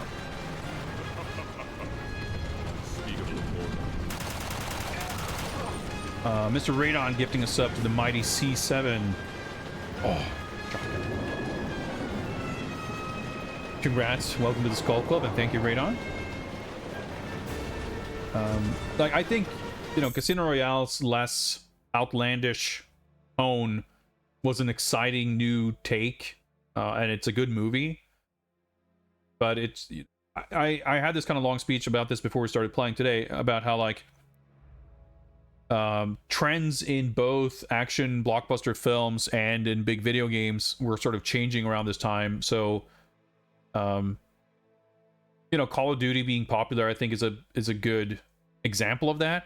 So you tended to get a bit of a different flavor, and some of the more outlandish stuff, like in a game like Everything or Nothing, as amazing as that game is, it feels very much of its time, and it's hard to imagine the same kind of, like, oh, we're driving this car which also has 5 gadgets and shoots rockets and lasers, and you have these remote controlled spider robots, and then, oh, here Jaws shows up for the 4th time and now he has robot arms, or like, that shit is all fun, and it's like an extra layer of exaggeration on top of some of the more outlandish Bond stuff, because it's like almost to the point of parody.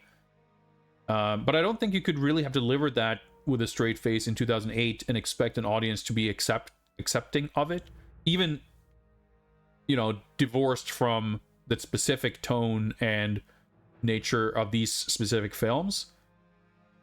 I just think at that point we're at this kind of nadir of, like, those kinds of extravagances and flourishes.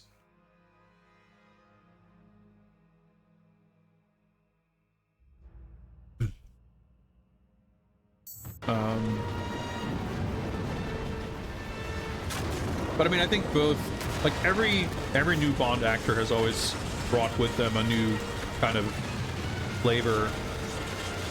A cutscene jump? Yeah. And that just comes with the territory. But it's also true that, like, every Bond actor, like, their tenure, like, the films are different. The first and last film of any Bond actor is always going to be quite different. Right? God, this shit's pretty great. This shotgun feels fucking incredible too. It's gonna work well in a tight space like this.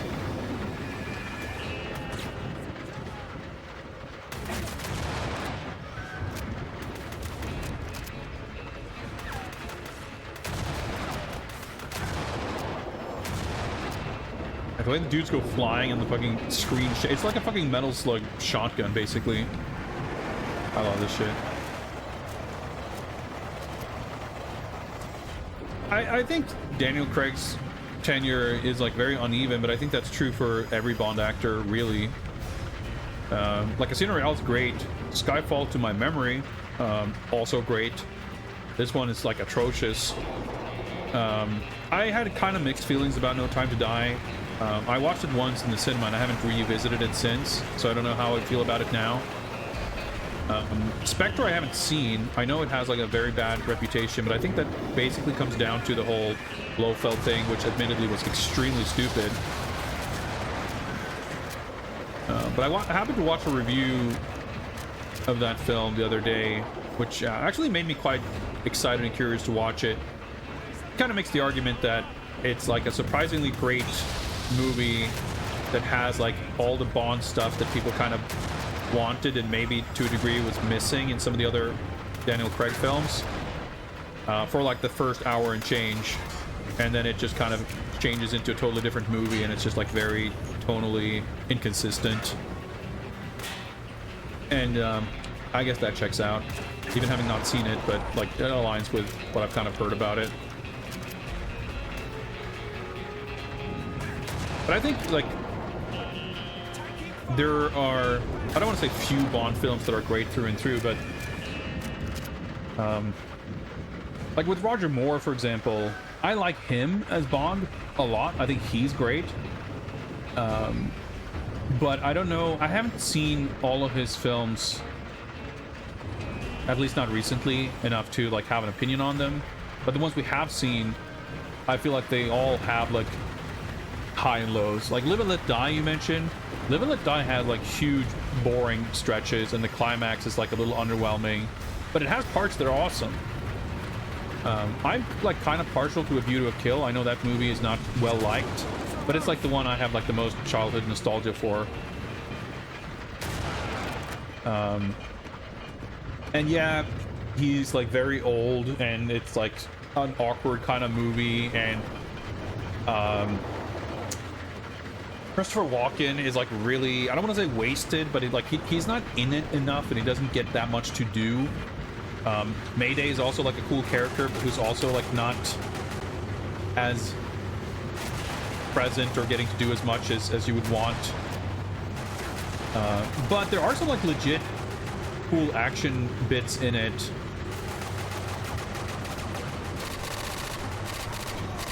This is pretty satisfying. Like it has good parts, and I kind of like it. But I would certainly like, it's definitely more a matter of, I would sooner say I like it than it's a good movie. Oh, dude, we can do like fucking TJ Hooker slide stunts. This is a fucking cool level. Wait. Oh, so this like actually counts as like a sidearm. That's interesting.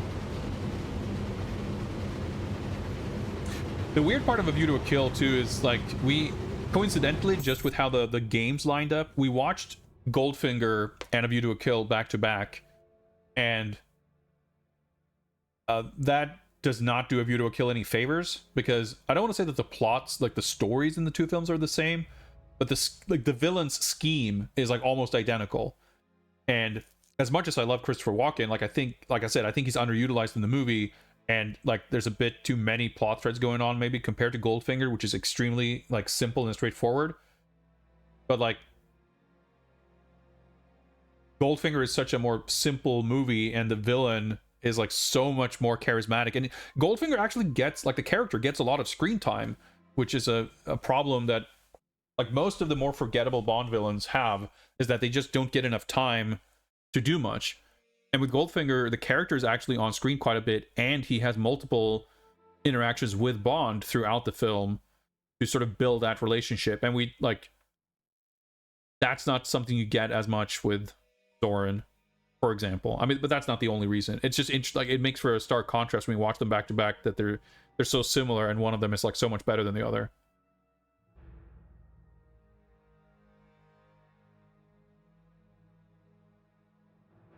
But yeah, it's going to be very interesting to see what happens now with Amazon, or Amazon MGM, whatever.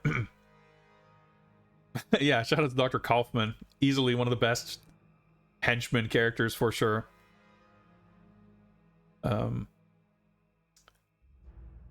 should link these on Discord, but the video I was referring to with the Spectre review is actually part of like a multi-video series that talks about Thunderball and Spectre and the future of Bond, because it's really like the actual main thesis or topic about everything is the the legal situations about the ownership.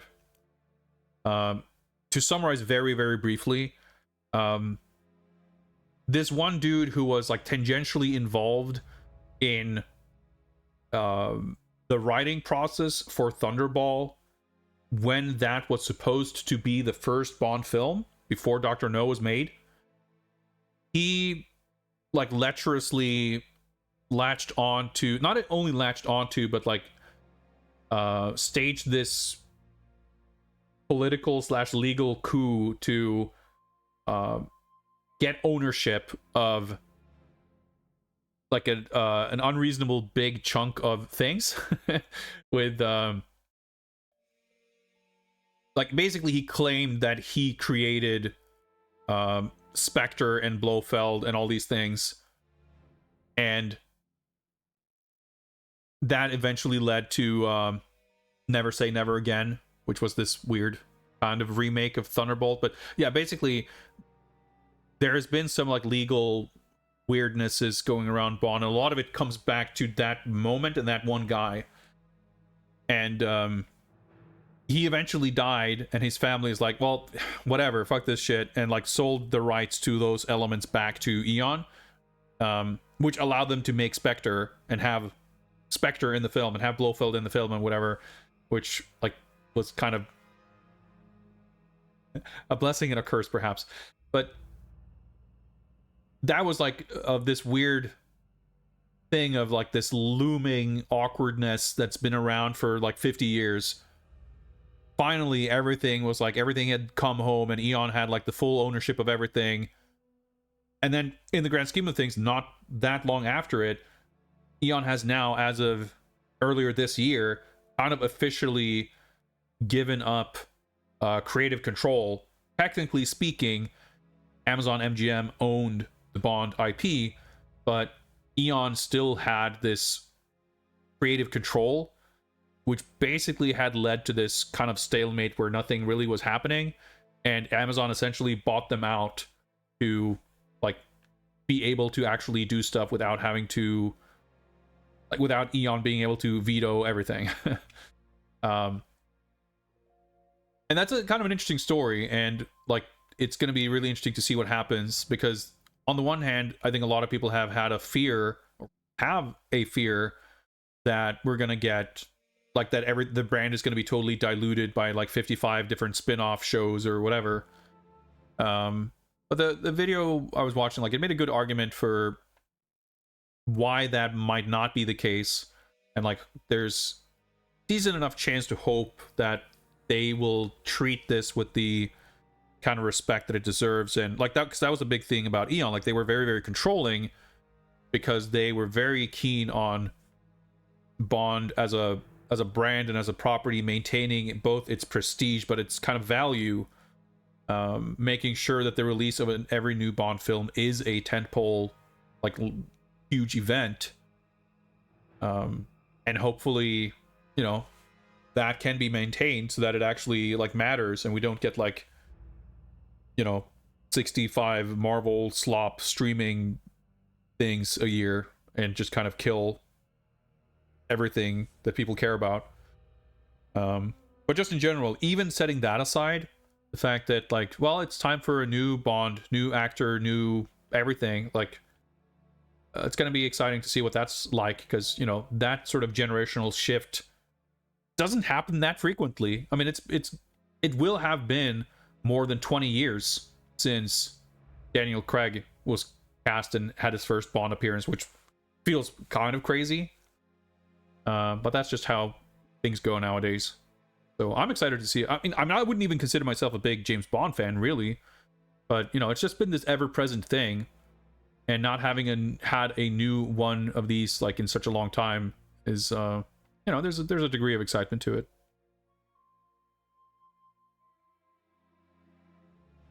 Casino Royale is 19 years old today. And, whatever Amazon is doing will not be released before the end of this year.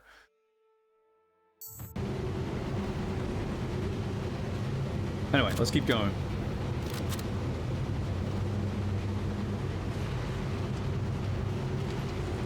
It's like hard to walk in a straight line. Okay, I guess we drop down here.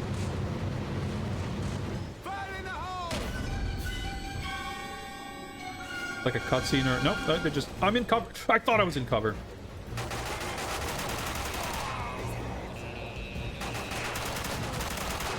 Are we getting a little bit Bond theme happening there?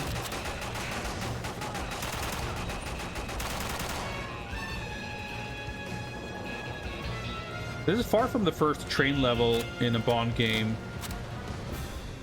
but I'm gonna have to say it's probably one of the better ones. Not doing anything super special, but it's like it's a fine linear. You know, I was complaining a little bit that we had these sort of stealth things, or you can go in an alternate path to turn off the camera to do this or that, but ultimately, like, it didn't really matter for the like office part. And that felt like there wasn't much to it, and it wasn't done super well. Here instead, we get the super straightforward linear shootout level, and that being just done well, as simple as it is, can still be like far more satisfying. We had a small handful of these little QTE set piece fight scenes. You know, they're a little bit of their time, but it's pretty cool. I like the way these, you know, mix things up a little bit. Unspeakable horror awaits. A little bit of unspeakable horror happened to that guy. What's up, Ramon88 US? Thank you very much for your continued support. Appreciate that. Ma'am? How's the game? Bond off to a good start? Until now, someone's beaten us to Le Chiffre. Urbano's men took him. They're at the casino. Urbano lost millions investing with Le Chiffre, and now he's come to collect. Where's Bond? After them now. Good. We can't allow Le Chiffre to be harmed. Urbano and his men must be stopped. All these like weird dialogues between M and MI6 man are like so impossible to follow. This is a And waste of time. I have no intention of cheating Mr. Urbano. You can tell him yourself. Move! it's just like impossible to follow, let alone be invested in any of the plot or events. His men will be everywhere. But at least the shooting's good, you know.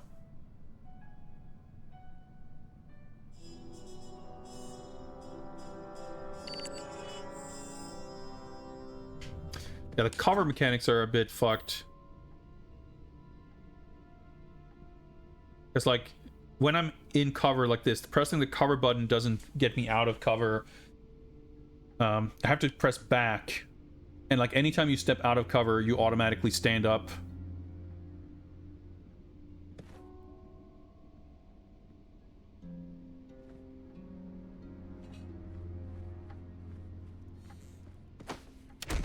Who was this man? A bodyguard for Le Chiffre. He was alone? He was when I killed him. You're a true soldier, Besici.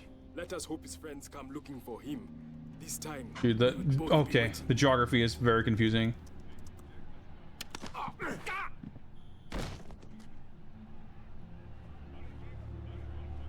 But I mean, stuff like this with everyone like conveniently standing with their back turned and everything, like, I don't mind it. Like, I don't mind this being like, I don't need stealth sections like this to be complicated or difficult and tedious and annoying, and you have to redo it like 60 times. In a game like this, for me, the draw wouldn't be to like redo this to perfect my stealth route. It would be more exciting and feel more appropriately like Bond-like to just kind of, fuck it, I'll just... I no one will notice that. Sort of improvise and just go into it and say, fuck it, I can handle this, and you sort of discover things, and you do manage to get through it because you're just that good. Like, I feel like that's a more... He will get our money. And if there's none to like be had, authentic then what? Then even representation I of the feel sorry for experience.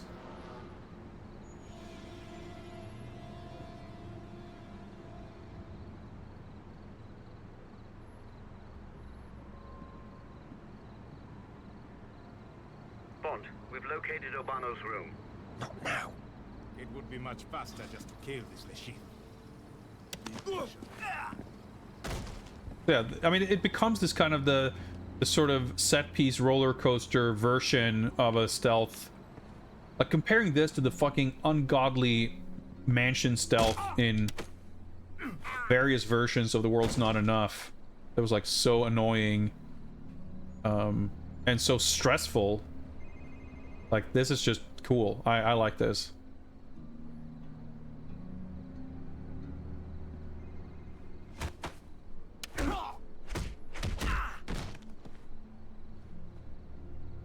Cell phone somewhere. Oh, there we go. Like, this manages to give this or air vents, this level, like, a little bit of a its own flavor so far. I mean, but just in general, like, I'm in shock at how much better this game has become in the second half. And I'm excited to see if that trend keeps up.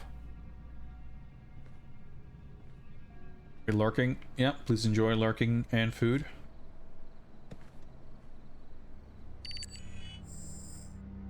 Find a way into the spa.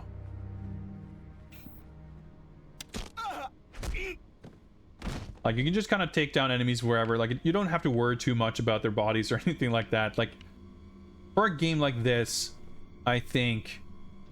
I mean, again, to talk about, like, the comparisons to Hitman and what to expect from IO Interactive's Bond game. Like, dragging bodies around to hide them...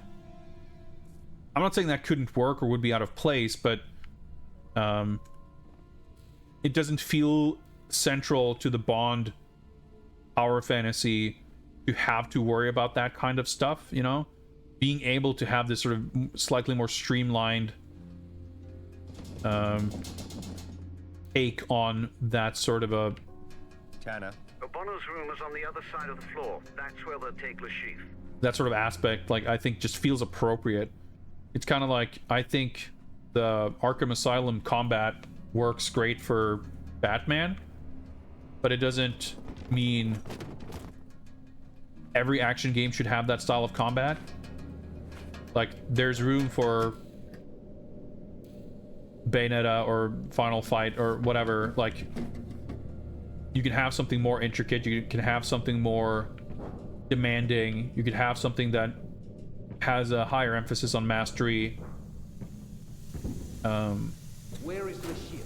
If you've harmed him, we'll kill you. But for Batman, it feels appropriate to just kind of, you know, have that effortlessness. And I think the same goes for Bond when it comes to sort of infiltrating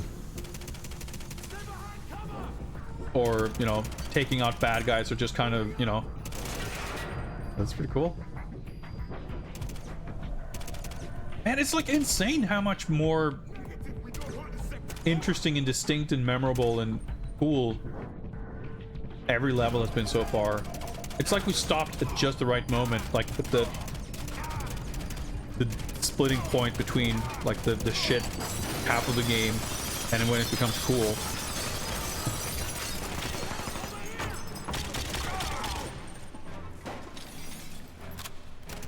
Those little slow motion moments are a little bit weird for sure. The game just goes into this like extreme slow-mo.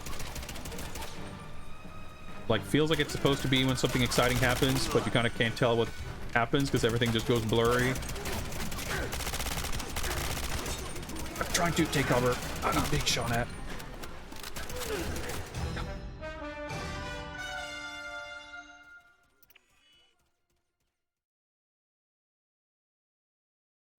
Study patrol patterns in the map in your phone.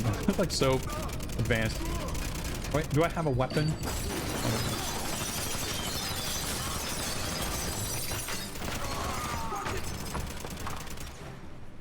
Or where I want to be. Elaborate destruction and everything. It's pretty cool. I can remove my silencer because it reduces my range and damage, I think. I don't think stealth is a big concern at this point. Plus you get more satisfying gun sounds.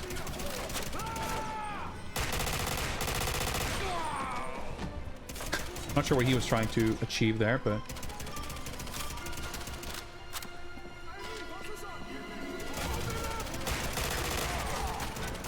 Crouch, please.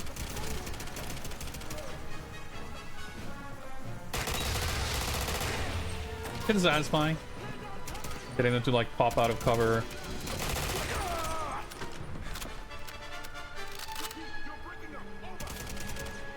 Actual flanking, like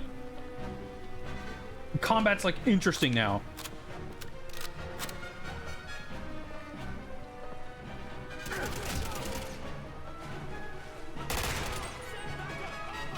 Get a little reticle marker to show you when you actually hit. Like the way you just take him out in half a second like that. I'm just like in shock because the game was so not good. Even though the shooting was good, like I said, it didn't have like level design or encounter designs to kind of support that or do much with it. But now all of a sudden we kind of do, and it's like the game just became 10 times better.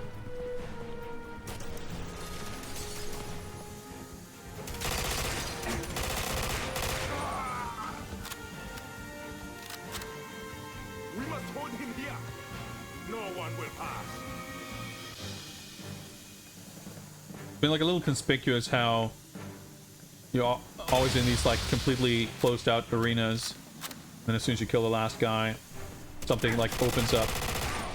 But I mean, hey, that works. Like that's just a great mechanic, like flushing people out. Yeah, so now they open this door.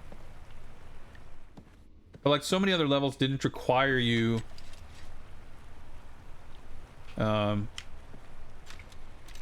to interact with that kind of stuff, or even to be that cognizant of your environments or like the flanks and everything. So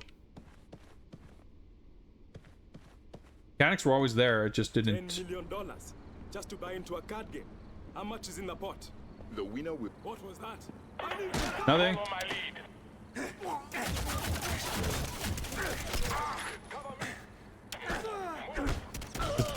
Taking things slow. Block, cover. No, not this side. Okay. Oh well. You can $10 million just to buy into you can, you know, sort of recover a little bit while you will take 100 million at least. And this is how the ship while you stealth attack. He is a desperate man. But the cameras is so like unwieldy, and the transitions between first and third person aren't great, so there's always a bit disorienting, but that worked out better.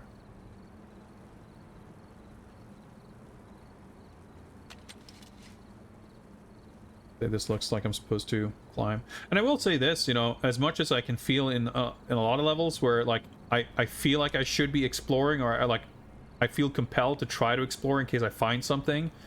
Where is Urbano? And 100% of the time it's like, nope, that's not a thing in this game. You're not going to find anything. Why bother? Something is not right. When I manage to remember that that's the case, it kind of feels good to not have to worry about it. You can just keep going at like a, you know, sort of a snappy pace.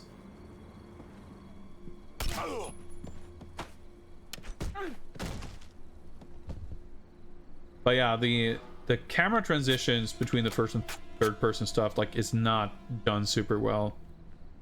It stands out because I feel like we've experienced it done much better in other games already. Tommy. But again, like being discovered and having people file in for more shooting doesn't really feel like that much more of a penalty.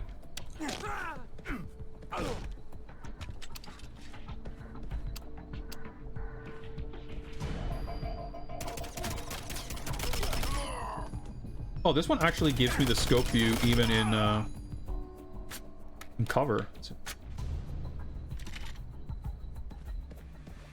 Whenever you see stuff like this with bright colors in the corner of my eye, like I always think that it's gonna like be something. I was like, oh yeah, no, never mind. There aren't really like pickups or anything in this game.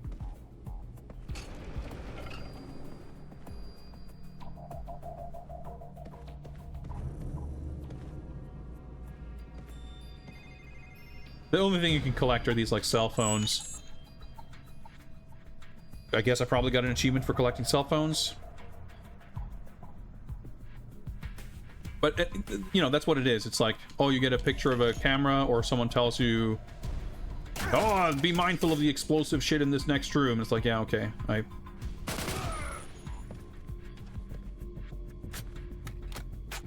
you didn't really need to tell me. Like, it's not this some big collectible secret reward that I get to be told that explosive tanks will explode if shot. He's in the ballroom.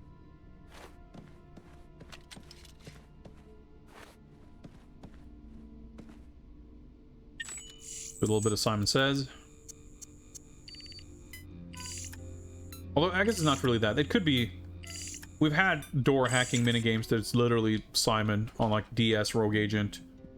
Are incredibly tedious and obnoxious. And as far as time wasting hacking minigames go, this one is very mild. The rest of you stay here. We must hold this place. As usual, I couldn't really hear what anyone was saying, but what I heard was I'm gonna have to kill a bunch of guys. A little bit open-ended here. Going this way.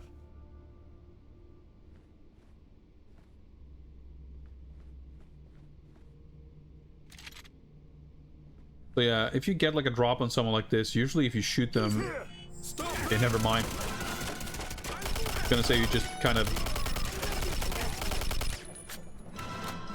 go into like you get discovered. So the scope is just like very unhelpful because it just frankly makes it harder to aim.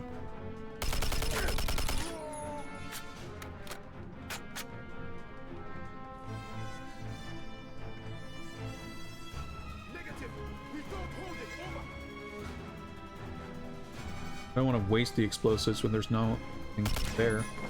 That's kind of cool. I kind of wanted to shoot the chandelier, but I'll take the banner.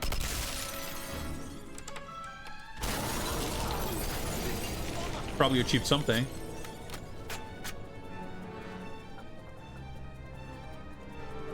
The fact that I'm like a little bit scared about how open this area is and where I want to kind of be, I have to actually care and be aware of the like the room layout. Like that's a good sign.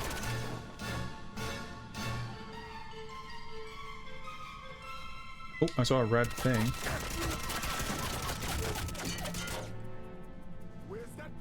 Standing right next to explosive thing, and there's a grenade. Oh shit! My cover just like exploded.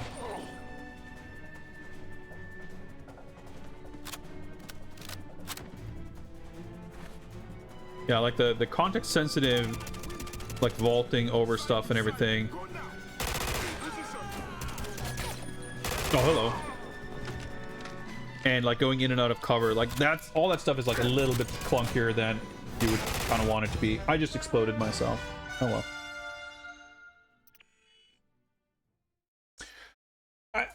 2007 to 09 is, I would say, movie tie-in games definitely are around a little bit later than that, but I would say you got the last ones.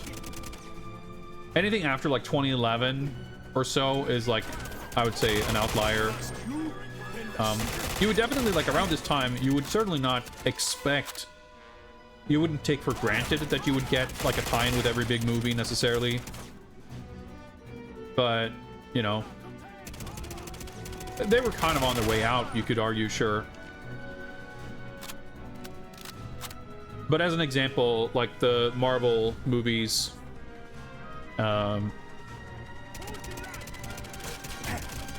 you got a big game for every big MCU movie up to Captain America. Like there was an Iron Man, Thor, Captain America, Iron Man 2, and then there was no Avengers game, and they just didn't make those games anymore after that.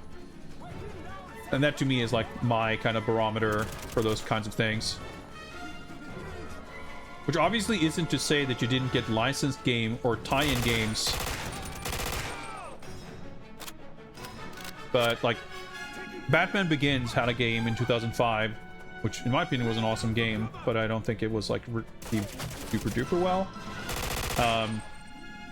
There was a Dark Knight game being developed, but it was canceled. And I think there might have been own game or something, I forget. But then, of course, Arkham Asylum came out in 2009.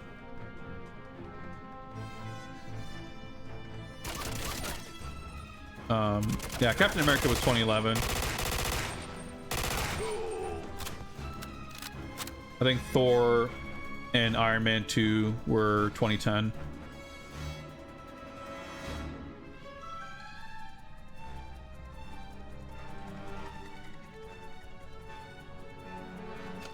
Oh, here.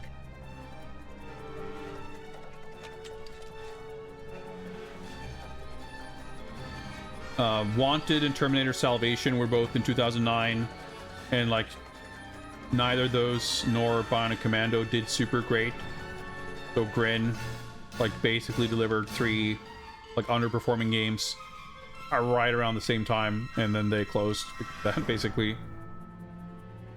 But yeah, so basically what started happening was that movie tie-in games more exclusively became the territory of like much smaller scale mobile games and web games and that kind of thing. And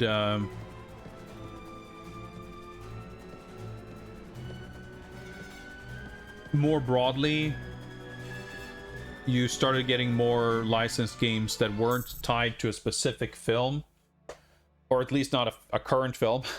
Because like really the big thing was that, you know, at a certain point in time, the development timeline for a game was such that you could reasonably make it alongside a film and have them come out at the same time-ish, or even like timed with the home video release of a movie or something like that. I mean, even GoldenEye came out like 2 years after the movie. Not 2 years exactly, but like a year and a half.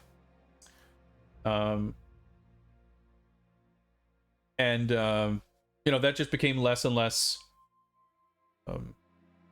doable as games just became bigger and more expensive to make.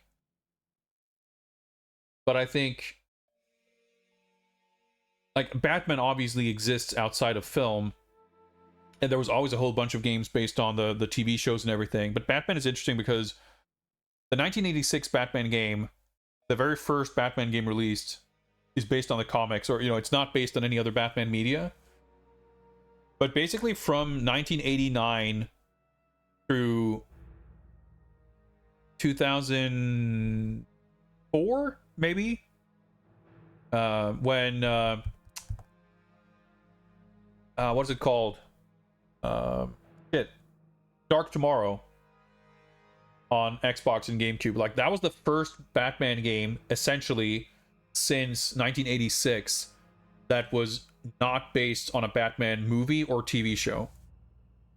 Because even like Revenge of the Joker for the NES and Game Boy were kind of billed as like a sequel to the 1989 movie games, even though, I mean, they're not really, but like they have more of a connection to them. But Dark Tomorrow is like very explicitly not based on any of the film stuff or the animated series or anything like that. And Arkham Asylum, again, kind of did that. And then from there on out, like, Batman stuff was never really based on movies. I mean, not that there were a ton of them after that, but I guess there's... Well, Lego Batman exists, but the Lego Batman movie came after the games, and they're not really related.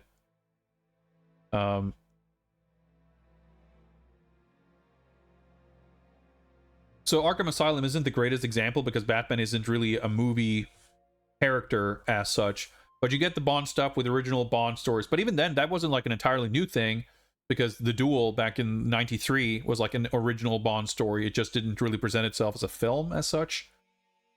But Nightfire, Agent Under Fire, like, it was more common than not, really, from like the early 2000s onwards, to have Bond games unrelated to a specific film than ones like this. So Bond games were already doing that, like, well ahead of the curve. But you started getting stuff that's like related to the kind of movie universe without being a direct adaptation. The Mad Max game was kind of developed concurrently with and sort of related-ish to Fury Road, but it's not an adaptation. It's not based on Fury Road at all.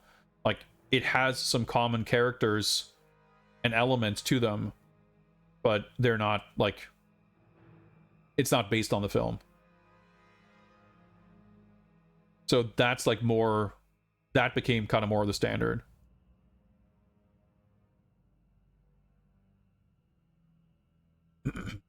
Yeah, Alien is another, like, I mean, really, that's just what... I mean, Predator has also had a bunch of games going back to, like, Concrete Jungle on the PS2 that are just, like, it's the character more so than any actual films.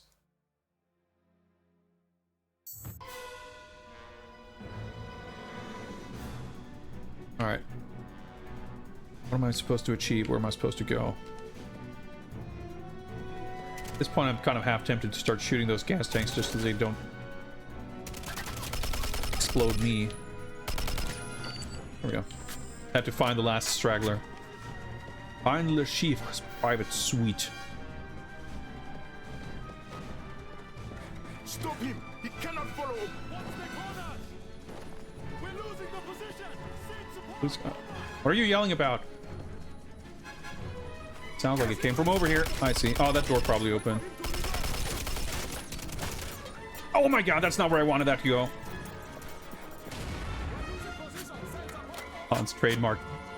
Smooth moves.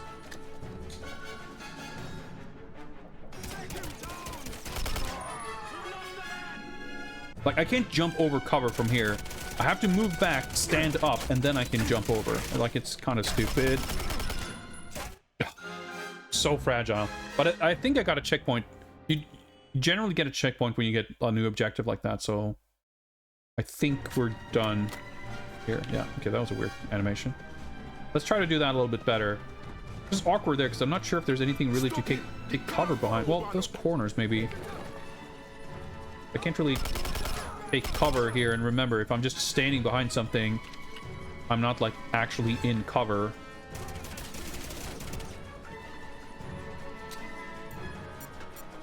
Well, at least it made it over the railing this time.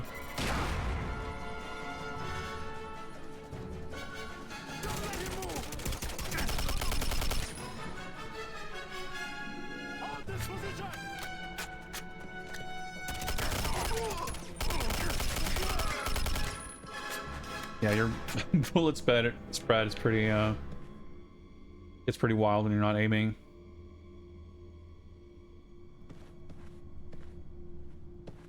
I mean, Terminator 2D looks exciting, but that's not even really a novel thing at this point either. Where is my Get back to the room. I'll meet you there. Oh, that's right. She's in this too. Take the stairs. You can lose that kind of money and no one would notice? Look out! Oh shit! I recognize this guy now. This is actually from the film. The staircase fight.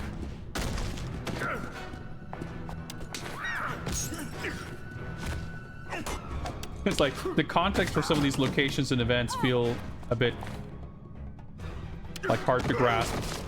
Then when they transition into the actual scene from the film, it's like, oh right, oh this thing, oh okay, yeah, I get it.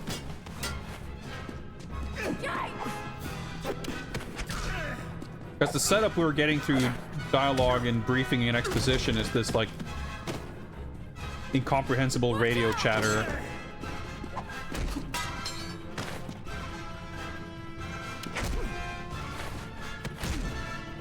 Like the random just press a button every now and again during a cutscene is like really lame, but I don't mind it. It's not like annoying to deal with. And just the change of pace of having an action scene playing out like this, it's just a nice, you know, palate cleanser after all this like cover shooting.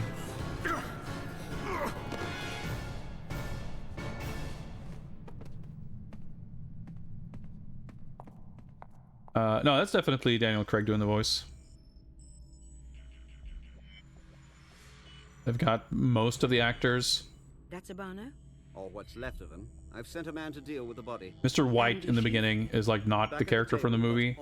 That's like pretty I conspicuous. think Bond can take him. He's won the last 2 hands. I'm told he's the best player in the service. I can attest to it. After Le Chiffre loses, I want him brought in as quickly as possible. A cornered man is a dangerous one. There's no telling what he'll do. Yes, ma'am. Bond, keep an eye on the Chief. When the game ends, we'll need to move fast. Bond, acknowledge, please. Own updated. Ma'am, he's not responding. Monsieur, it is your bet. Something wrong with your drink, Mr. Bliss? All right. Okay, so we're skipping to this part where he gets drugged. Just went through the roof. Oh, this is where he has to like escape to his car. What's this? Did we just skip? It looks like you've been... I know.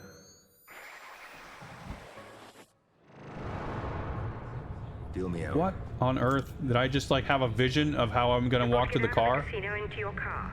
Use a defibrillator in the Aston Martin. Without it, you'll be dead in minutes. Hurry, James. That's a very strange... Oh, wow, okay. I mean, it's cool that they're doing this. Like, it creates this kind of unique set piece feeling. I was up 20,000 euros. I halfway sort of kind of understand where I need to go. Like, it's surprising because it's like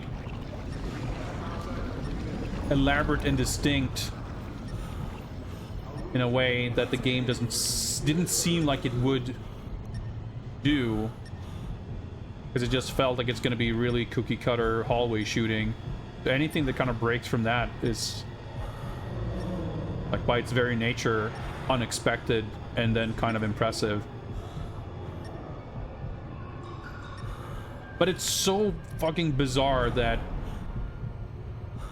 we get this like radio briefing thing and then we just cut to halfway through the poker game. Like, that's so underwhelming. Like, I understand budget limitations, etc., etc., but it's like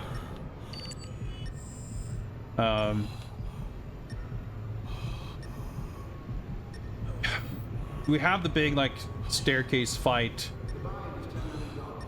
but man, I sure could have used like a little bit more cutscene bits of... Alright, that took a long way around. Of characters just interacting and having... Like, man, couldn't we just had a sort of cutscene? Like, there's an extreme lack of just cutscenes. Or, I mean, interactive or non-interactive, like, sequences in general of, like, seeing the characters in... Okay, I don't think we're gonna make it. Okay.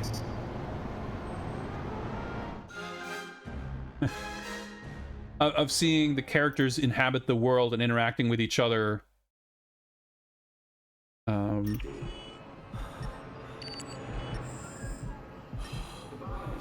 To sort of just set the mood and provide context. Like, you just have to sort of infer so much from having seen the film previously in a way that just feels really strange. Alright, I guess it's supposed to be like Frogger. Oh my, the movement is like very strange, as you might imagine. Okay, I guess that's just scripted. Get hit by the car. I guess probably happens in the movie. Like, it's difficult to walk in a straight line in this game normally. It's like amped up to 11. I think we can at least, as far as Bond quotient go, like, check off gambling and drinking, because we were at the poker table and we had a drink that cost this. So Dr. Singh. The defibrillator may be broken. Tell me exactly what you see. It's fixed to Bond's chest. They are... Hold on. One of the wires... like, this could be a cool little minigame or something. But the fact that so many of these scenes are just like narrated in this like weird, awkward radio drama thing. Again, the visuals of this are cool for what they are, but they're not sufficient. He'll be fine. Thank God. Skip ahead to the end of the card game. You seem quite familiar. Skip ahead, huh? The Shifa lost over $100 Fast million forward. This is what the last game is doing with half the story shit, or whatever they couldn't show off in hallway shooting form. You mean Bonds won? Yes, but there's a problem. Vesper's been kidnapped. The Chief's taken her. Bond's following It just feels very disjointed. Like, it's hard to, like, feel invested in it. Like, they're headed for the coast. Le Chiffre's been keeping extra men and munitions on an old barge south of Petrovac. That's where they'll take her. I honestly preferred the older games also having these briefing bits in like text form or something, just so you can kind of take it in at your own pace. Just having this like muffled radio chatter with no subtitles while this extremely elaborate cutscene, like graphical extravaganza is happening. It's quite awkward. Sasha, can you see the girl? They just got her to the barge. Let me know when she's below deck. Then we'll bring down Bond. Fine, just keep your eyes on her. Sebastian's got him covered. Bond's not going anywhere. So this is the part of the movie after when he gets like kidnapped and he's being tortured or whatever. Car trouble. Have you tracked Vesper? But I guess we make that a shootout instead. Wait, hold on. According to your phone's GPS, you're nearly there. Head through that warehouse in front of you. The barge is just beyond. We've got the satellite on it now. So I reckon it's this level. Actually, I just realized. I mean, like, it's so weird. The transitions between levels are so like kind of fast, and I don't know. I don't feel like we get a proper end to a level and a proper start to the next. Like, it's not necessarily a bad thing, but it's a little weird when the levels are so like we get sort of seamlessly shuffled into the next level, and it just makes me kind of forget that, like, oh yeah, I should kind of take a break. But it makes it a little weird that there's no like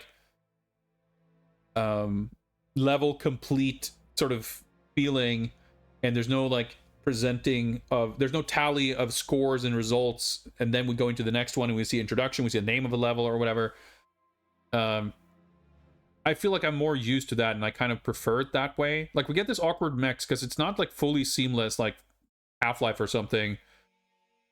So we have this segmented structure, but we don't get the benefit of a satisfying conclusion and a tally of results or anything like that. We're just sort of somewhat awkwardly shuffled into the next thing, where we kind of go, oh, okay, that's over now. Especially the way they sort of skip past and really gloss over parts of it. It's a little weird. Anyway, I've been going for quite some time, and it's high time I take a short break.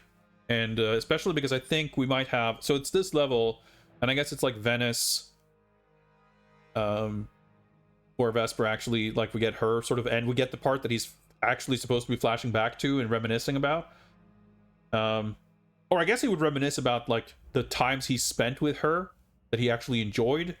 But no, when he's reminiscing about his dead lover, he reminisces about the 2 weeks leading up to meeting her for the first time, and then reminiscing about that time he got drugged and almost died, and then reminiscing about that time he got kidnapped and tortured.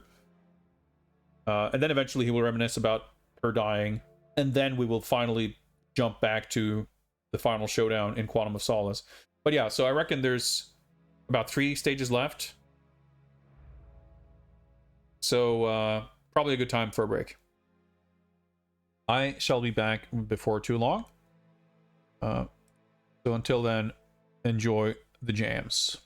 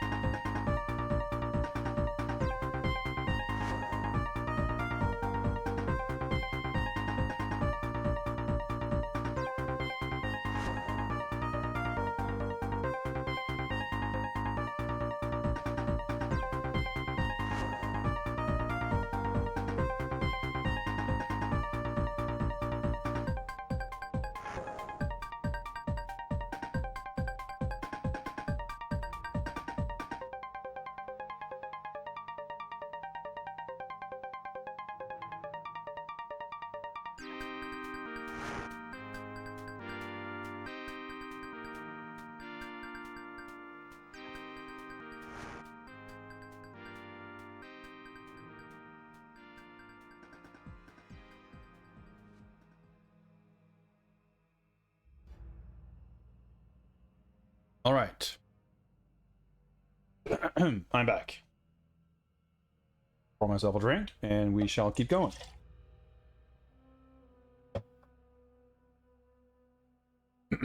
We're at the 4-hour mark, just about. We're gonna finish the game under 5 hours. Let's see, I hope so, because that way I will actually have time to finish this and even do a little bit of spreadsheeting before we wrap up. Resume the timer, and let's resume the game.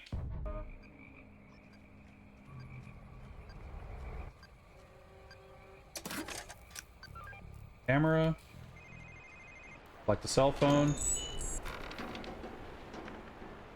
Security cameras with a sniper at the warehouse window overlooking the barge.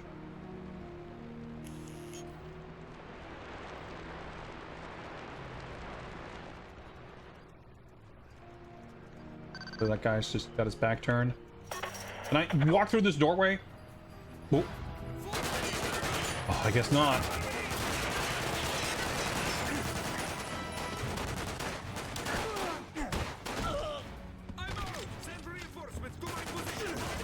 So now I have a pistol. Okay, sure. That was weird, but fine. Like a guy there, right? Yeah, there was.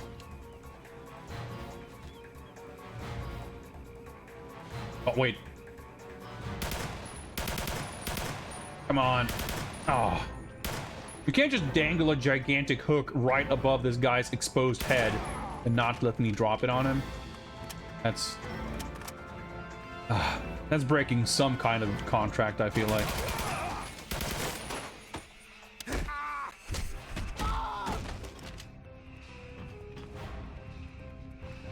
Right, there's nothing to collect or discover anywhere in this game.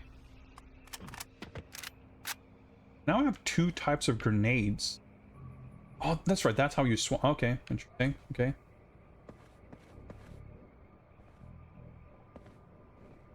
Weapons do we have?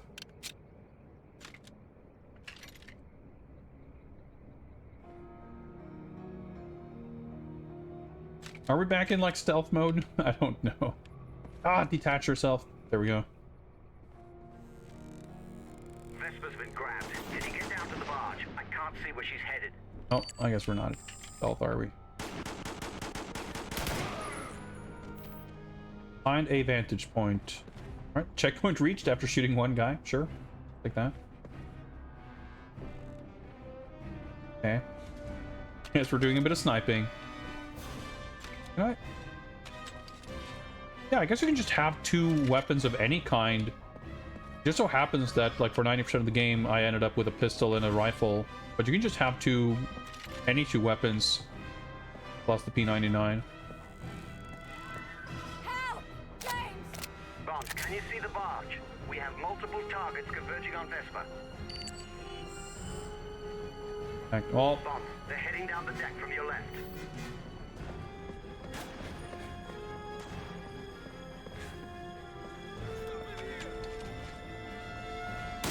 well, thanks.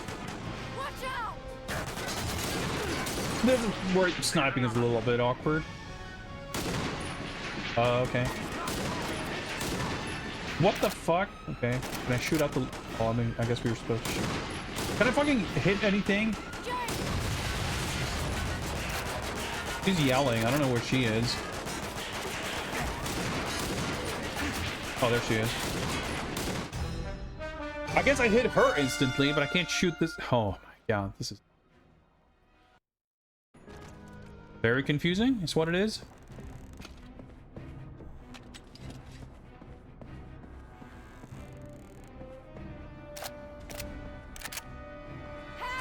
I guess they have the Walther license. That's why the Walther guns have the actual real names.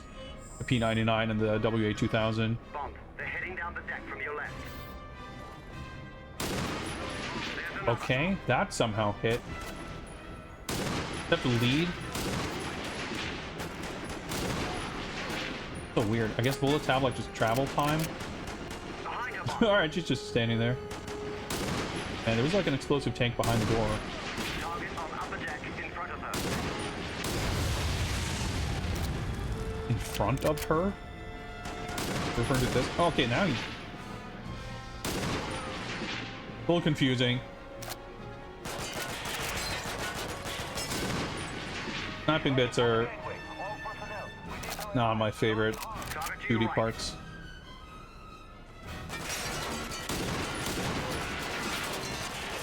That's your cell phone.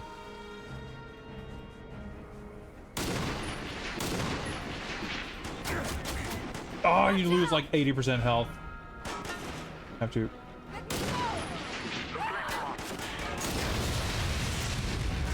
Still, explosions. Quite excellent. Jumping down to your right.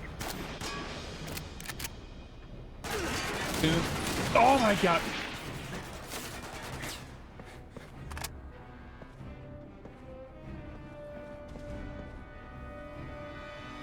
All right.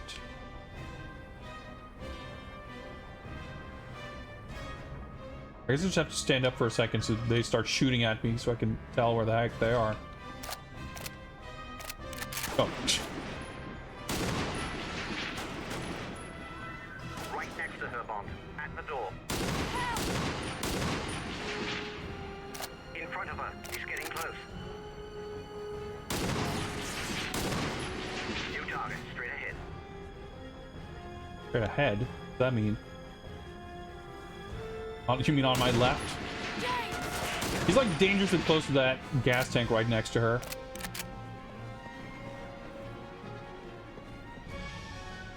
This isn't right. She's somewhere there. Oh yeah, she's on the left there.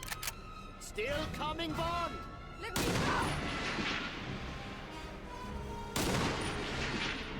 I hope that was supposed to happen. Yeah. Achievement. But you never get an achievement for completing a level. They always happen at whatever moment in the middle of it, I guess. Oh well. That was a little awkward, but at least it wasn't super annoying. And that's like a very good thing that we definitely cannot take for granted. And I mean, that's kind of what I was expecting from this kind of era of games. That's like, once we get to this point, there's going to be a limit to how like annoying and frustrating these games are going to be compared to some of the earlier ones. And I mean, we'll see. You're still out, but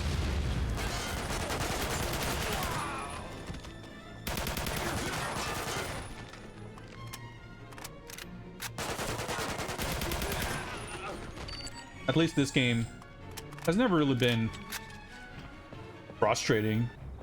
And that's the thing, even when I was not too keen on this game last time, I never felt that it was a terrible game, just that it was like rather dull, and like maybe the most dull and uninteresting game of the Bond games so far. But I think it's definitely redeemed itself, or at least gone a significant distance towards doing so.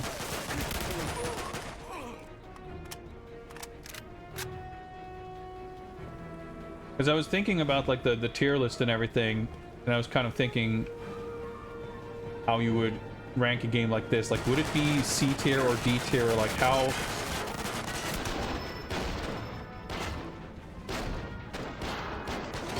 to what extent is it like bad versus just unimpressive and uninteresting?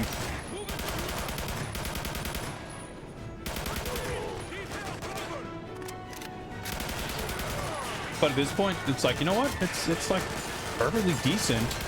And it being like, even some of the games that had like PC Nightfire, for example, which was like occasionally all right, but pretty, you know, unexciting and uninspired. That had like fucking hour-long levels that just got really tedious.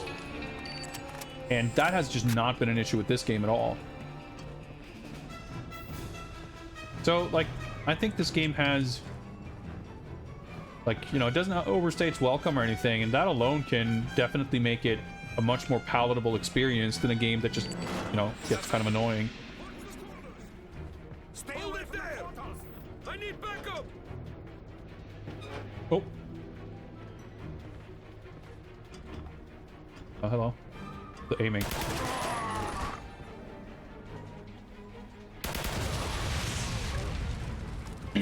let's hole up in here in this, you know, constrained steel room and barricade ourselves with like 12 explosive gas tanks. I mean, fine by me. That's kind of cool. Reminds me a little bit of the final, or I don't know if it was his final stage, but like that submarine level at the end of The World's Not Enough on PS1. They have this weird stealth. They have to like protect Christmas Jones or whatever. It was cool, but it was quite difficult and frustrating.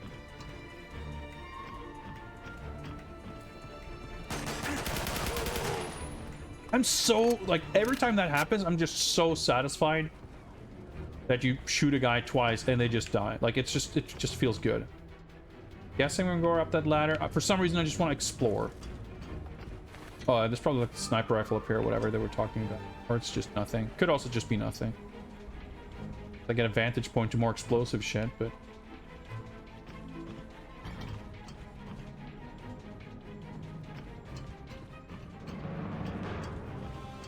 playing around with a little bit of verticality that doesn't really seem to matter much. But maybe we go up here. Press. Just like completely no cover. That guy's more concerned about running away though. That's good.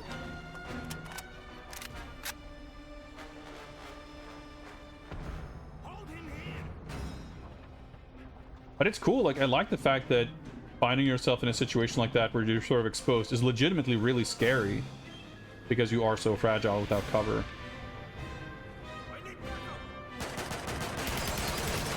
And aim. Oh, there we go. Can I fuck? There we go. I hit something. Oh, that's satisfying.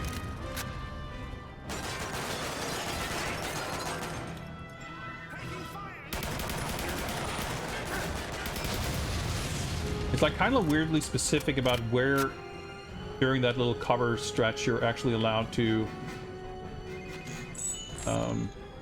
pop out for cover. Gregor, inform the men there are many unsafe areas on the barge. Yeah, okay. It's kind of cool to get that slow motion thing when I drop down something. Alright, okay, that's not really working out.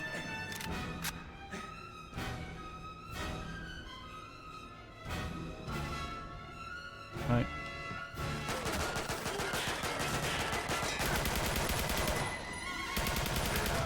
When these are running like that, even though they're like super exposed, because of the aiming and the sensitivity is like a little difficult. They're actually legitimately hard to hit. I'm moving in.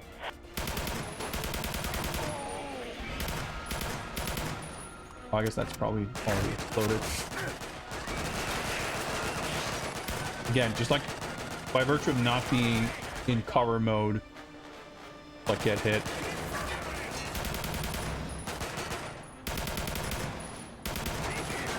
Why couldn't hit that, but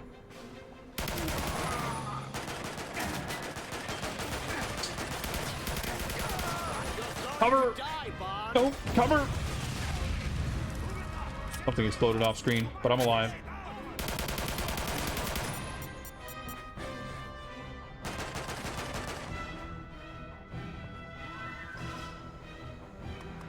Kind of exciting, actually.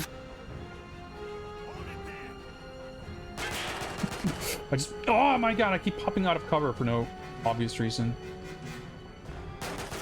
Can't shoot because I can't aim. Yeah, cover, like,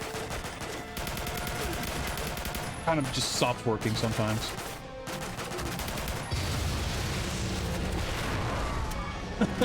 Guy just went bouncing. The fucking Amiga enemy flying off screen. Rick Dangerous or something.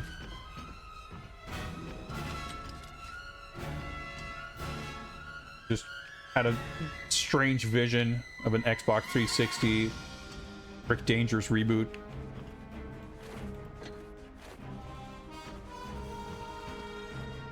Could have potentially taken a top route here. Like, the stages are cool now. This game became good. I'm confused. Thought I would crash through here. When the cargo doors. This game going to introduce a mechanic where you can interact with switches to open doors. Oh, actually, I might just press X here, and then the stage ends. Oh, no. Door mechanics. A little cutscene even. But I fell down, and also I might have finished the stage. Behind you. I did, but there was a little cutscene to explain what happened. But now we get some narration instead. Then can we turn his phone on? Trying now, but even if we find the phone, it doesn't mean we found Bond. He could be... That's Bond. Police are on their way. And that's the sheath. Bond's phone has a camera. I'm putting it up. There we go. We got an actual cock and ball torture. At least cutscene. I guess we don't get the full level of it, but that's still impressive. Who's that? I've no idea. So in fairness, like what kind of happens here is sort of off. Like this is kind of what it's like in the movie. Like it's not a big action thing or whatever. Fast forward. This is still Bond reminiscing, by the way. This is Bond like recounting. Where are they now? Venice. Bond's in the room. When First time today. They barely come up for air these. When Bond made an offhand remark that he also wants vengeance or whatever, or he understands why Olga Kurylenko wants vengeance, and she's like, "Oh, you lost someone too, huh?" And he goes, "Yes," or whatever. I mean, it probably doesn't even say it. He just looks off screen into the distance, and he starts reminiscing about the entirety of Casino Royale. Yeah, so it's as expected. He transitions from that. Hello? To Venice. We just heard from the Treasury. They'd like to collect the winnings, but they're having trouble accessing the funds in your account. The money's gone. It's been withdrawn.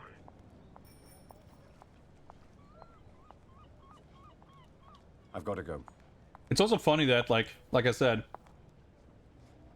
ostensibly he's like remembering her,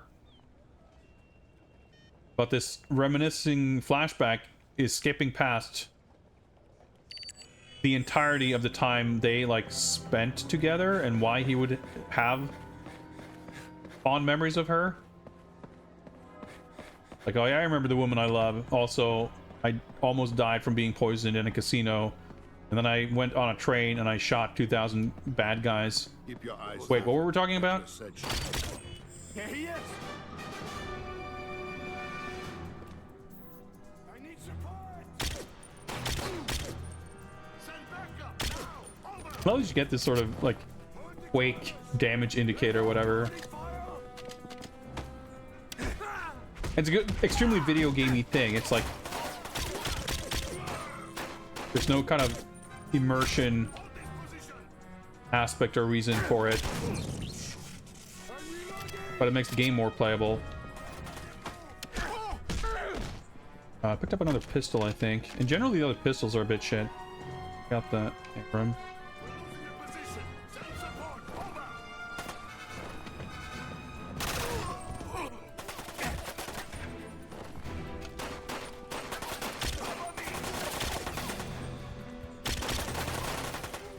See a little motor there, something.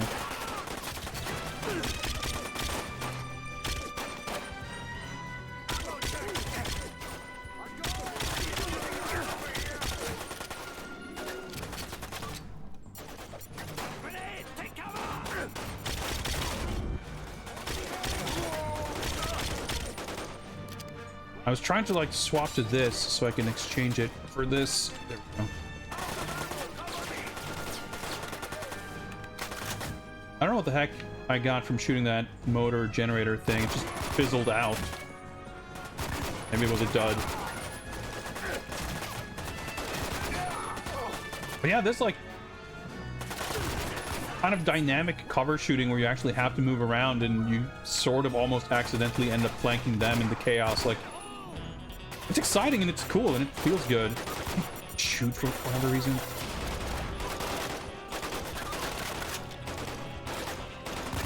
Just jumping around. I know that there's guys second floor, but I want to get like a good point on them. We don't hold the position.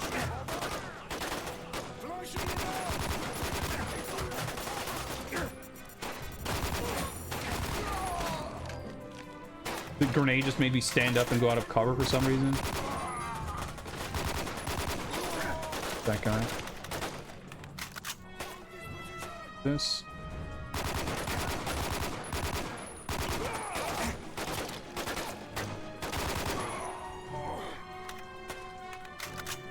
Oh, magazine. Get more ammo.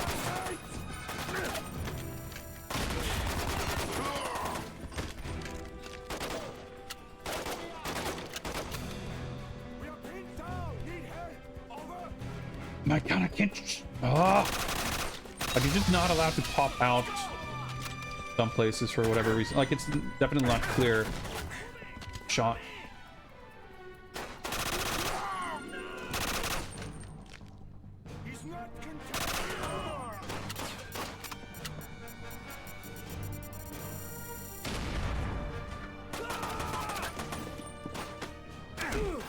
That shit is pretty funny. Monster closet, little rolling thunder style wall pockets to stand in. Doesn't really work as well in 3D though. I mean, it's not very efficient.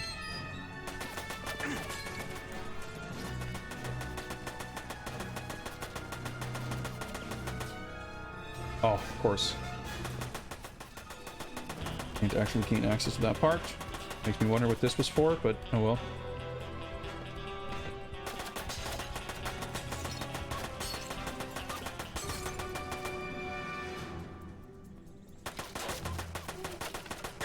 Like sometimes, like there is a mechanic for like rounding corners in cover, but it a lot of the time just doesn't work.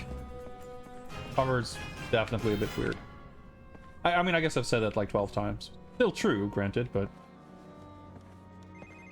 I explored and I found something, which I'm not gonna read because who cares? Not important. Oh, we collected a bunch of ammo for this. Keep a low profile. We don't want any civilians getting hurt. I know my job, Tanner.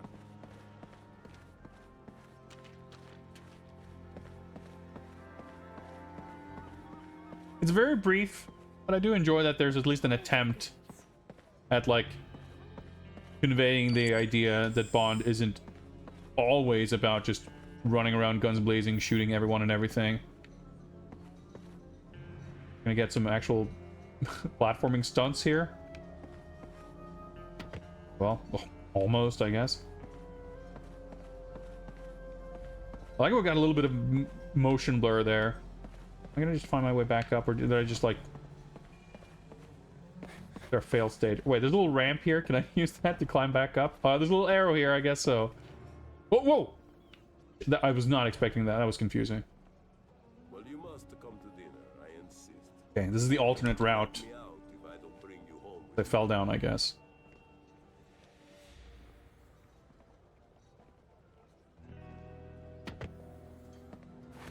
Not quite as elegant as walking over this thing, but oh well. Sony Ericsson phone. For whatever reason, phones in particular, you have to just hold the button for a second to collect. I don't know why.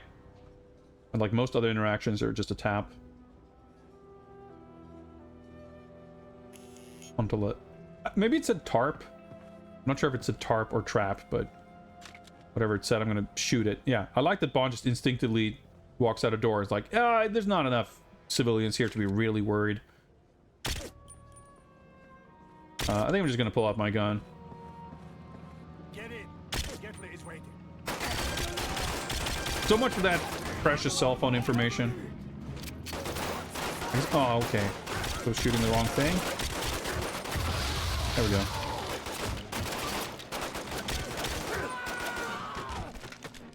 I mean, I guess I would rather take cover behind that railing than literally nothing, but it's not much cover. Nope. Okay, I mean, that still worked, I guess. I didn't die.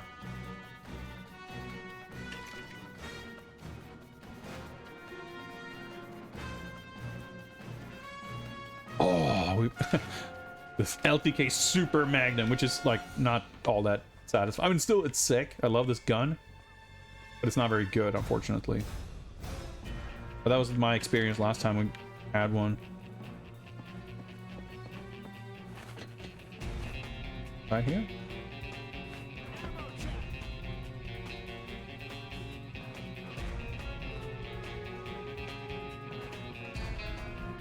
Point reached. All these fucking pants make me think there are dudes standing there. Oh no, just a rogue pair of pants.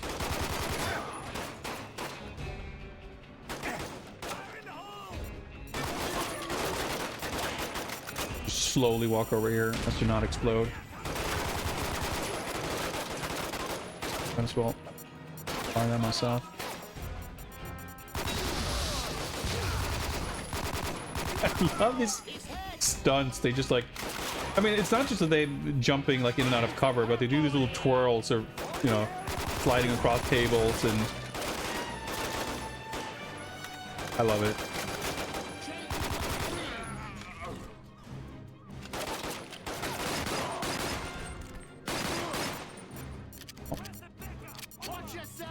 It's not gonna work out for him.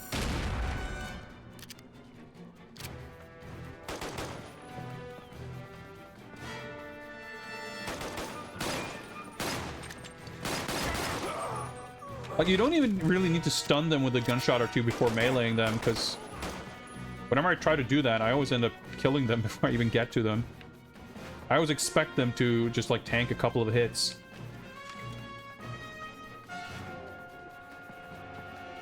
Oh, that's from this direction. Sensibly.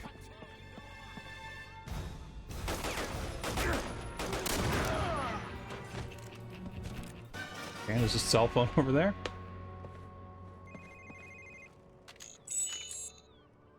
Exactly, Mr. Radon. But I do appreciate, like, I like the fact that neither you nor enemies are tanky. Like, I'll take that over the opposite. And just how that would just, like, make everything feel kind of dragged out. And even though it's, like, it doesn't exactly make sense or whatever, like, the whole auto regen. But maybe I'd get to drive a boat or something, but of course not. But it works well for, like, the pacing. Have you brought the money? I wouldn't be here otherwise. Come inside.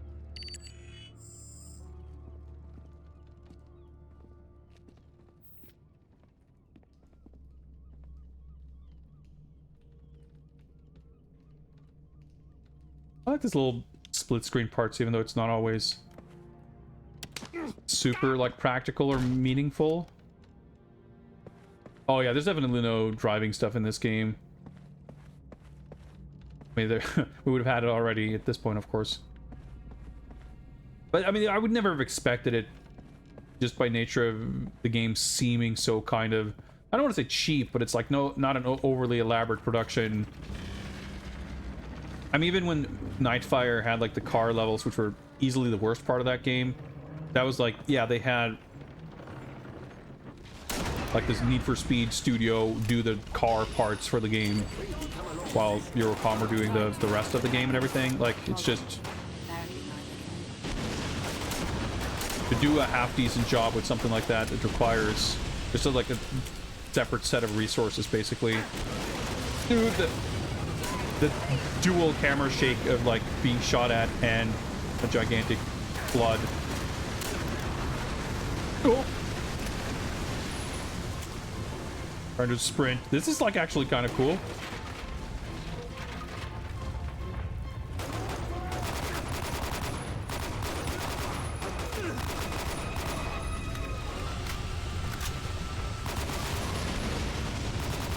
Okay, I'm panicking a little bit, though, because I can't really see where I'm... Okay, this is going to float up and I can walk across it. I see. Can I maybe take some cover or at least not die?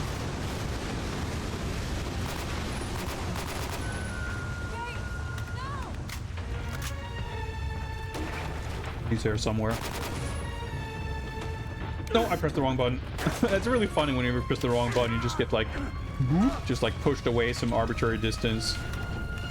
And the animation just cuts off. Oh, you get like stuck in. Oh, it's kind of weird.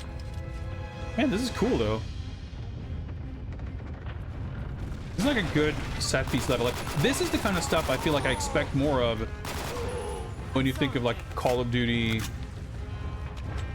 Like the shooting feels good and is very competent, but the first half of the game just didn't have levels that had any cool or memorable or interesting situations or set pieces or gimmicks or anything like that. And yeah, the second half of the game has been much better with that.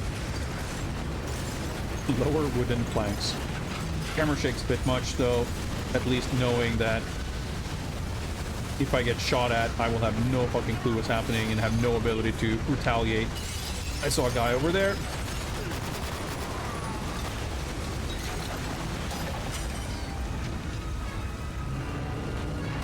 Oh, great time to reload. Let me just do that. Oh my god, I have to reload everything.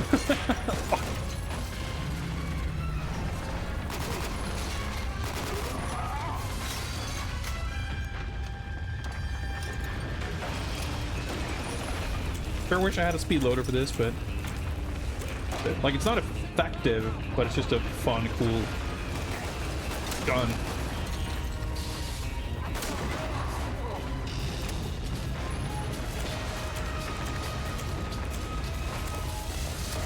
Reached.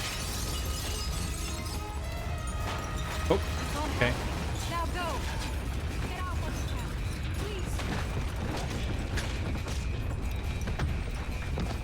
please. UGE fight? I mean, there must be a reason to get a checkpoint there.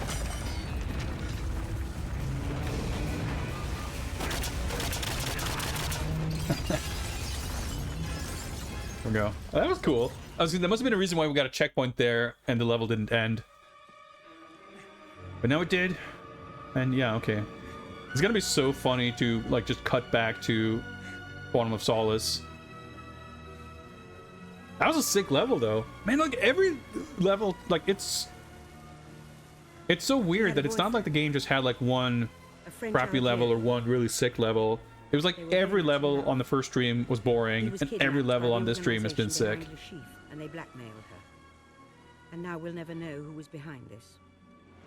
Yeah, that's supposed to be Mr. White from the movie. She left her cell phone. She must have known I'd check it. I'm sure she But very conspicuously does not have the actor's likeness. Conspicuously because like everyone else does. Why you weren't killed on that barge. She made a deal. She delivered the money to save your life. Mr. White? Yes, who's this? So now he's like flashing forwards to the first level of Quantum of Solace where you take out Mr. White. And now we're back here. You catch whoever did it? No, not yet. Come on, let's get back to the hotel. This is so fucking funny. Like the literal 2-hour detour to just recount the entirety of a Casino Royale. She's sorry, but this isn't her fight. It's not. Let her go. She's not our concern. I thought I could trust you. I thought you weren't motivated by revenge. I'm motivated by my duty. No, I think you are so blinded by inconsolable rage that you don't care who you hurt. When you can't tell your friends from your enemies, it's time to go. Mesmerized by Dame Judi Dench's pulsating temples. Pending an investigation.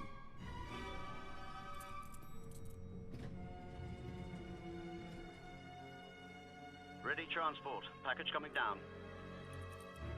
Yeah, there's like 3 cutscenes in the entire game, I feel like, where they're like actually showing the events in between levels, or just like having the characters on screen interacting and doing stuff. Otherwise, the entirety of the connective tissue between levels are these screens right here. To the lift. Bond is loose. He's on the run. Damn it. Tanner, find Camille Rivera, the Bolivian agent. He'll have no one else to turn to. Got her. She's talking to him now. You can't kill Medrano and survive, not without help. Stay off this street. Yeah, Mathis and Fields weren't in. I mean, the CIA aren't in the game at all either. They're like a pretty big part of the plot.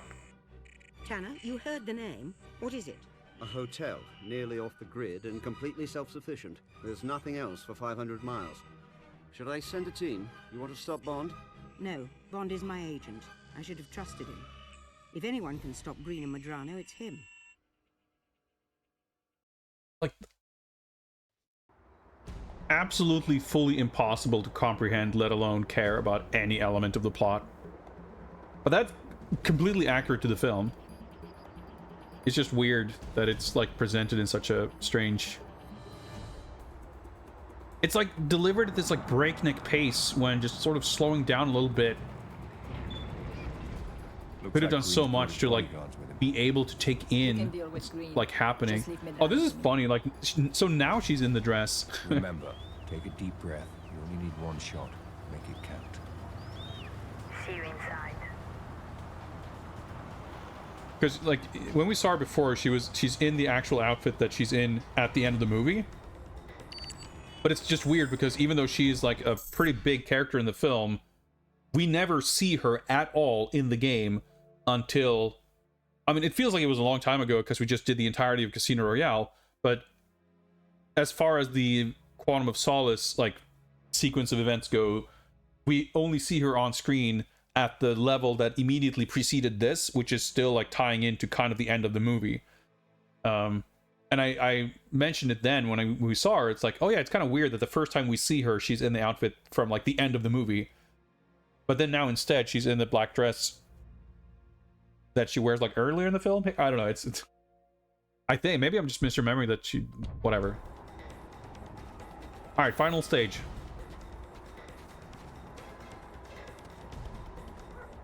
Enter the hotel. Drop in through kind of cool to get these little heat wave effects. Avoid the car, okay. Oh, that's our way in.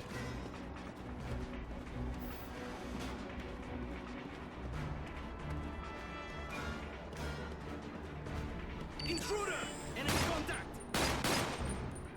Enemy contact! Let's run away! Okay.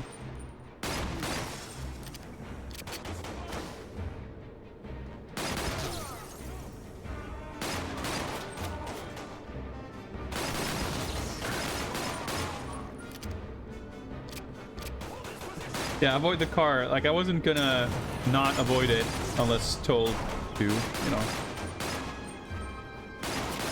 But I do appreciate that, like, setting aside the ridiculousness of that specific objective as described.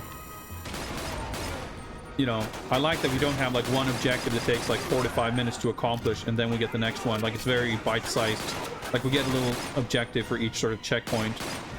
Hey, I like that at least. Alright, I'm low on ammo, actually. Like, the shooting feels fucking good. Collect any other weapon yet? Room for not even a cell phone in here. There we go. M14. Load a car. Didn't really help. Oh my god, my aim's all fucked up because I'm getting shot.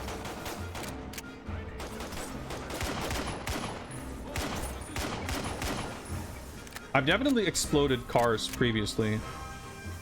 Really seem to be as much of a thing here.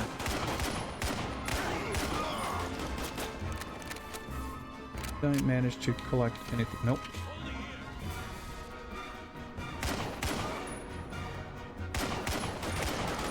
But yeah, when I see this, like, I'm reminded of the kind of the big gauntlet shootouts in like relatively open rooms towards the end of like Rogue Agent and Everything or Nothing. And even Everything or Nothing, as great of a game as it was, like, it had stuck some levels that were really kind of frustrating because you had to like sort of position yourself perfectly, and like you just kind of had to know the pattern or be like kind of screwed. There's that one like really long hallway or like warehouse level relatively close to the end of Everything or Nothing. I guess there was a grenade there. That has like, it's like an extremely long level by that game standard, and it's like every single enemy spawn you get like fucked up. Oh, I kind of want to take out that guy before he runs really far so we can grab his weapon. There's a cell phone in there.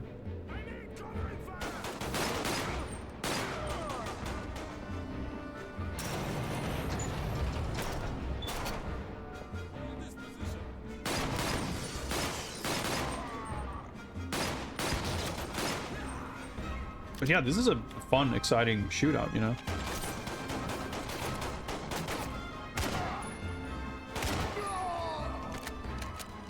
Guys still aren't, at least overly tanky. I don't know if they're maybe a little bit more tanky than before.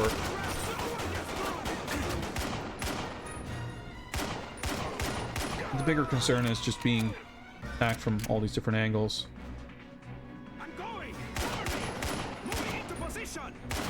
Attack. Oh man.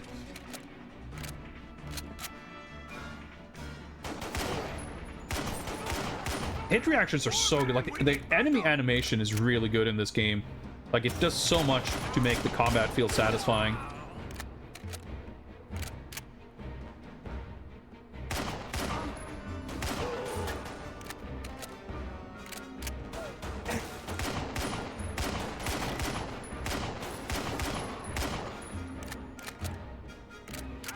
Gotta give you this like pretty awkward gun to use here. Satisfying in its own right for sure, but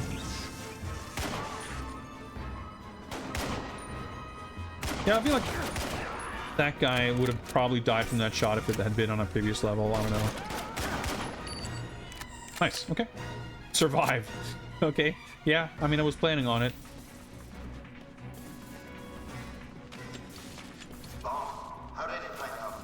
So I reckon we're gonna have the whole place is on fire and shit in the movie. So I reckon that's gonna be a little bit of an exciting escape. Like very similar to the previous level, actually. Oops.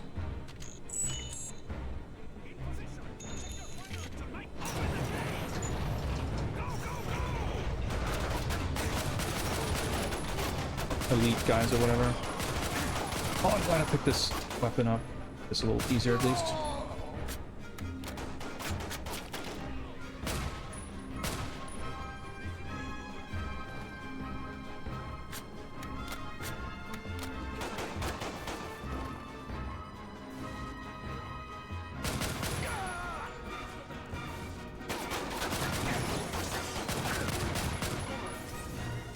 Alright, you still get lucky and land some stray hits there.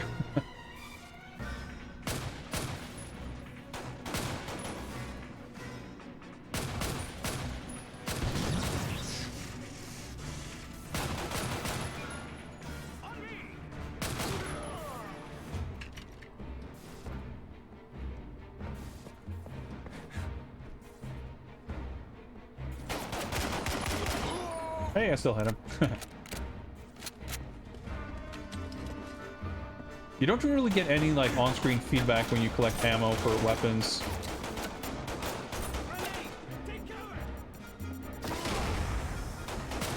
Did I throw like an electricity grenade? Or what was up with it? Sort of kind of worked. His little tactical roll didn't quite work out though. This.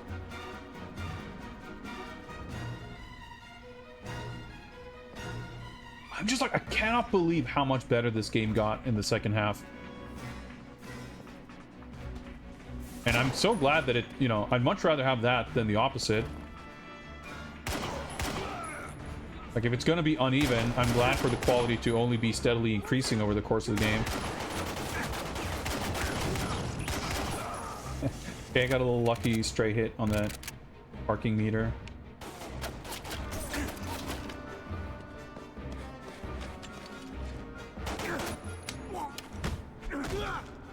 Picked up a Stayrog, so I might have an ammo for that now. Okay, decent enough. Like, the level layouts just do so much for allowing the enemies to actually like use their mechanics and behavior to create interesting combat scenarios. Checkpoint reached. Good. Next wave. They're gonna bust through the door so I can get through there, I guess.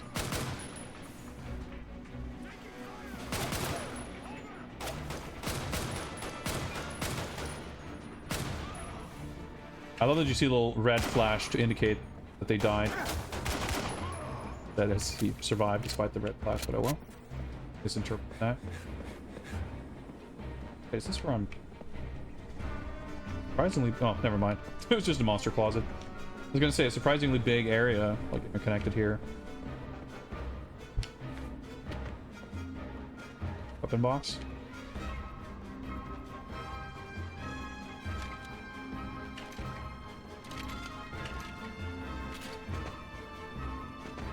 I'm not very fond of the M14, but I don't want to have ammo for the there.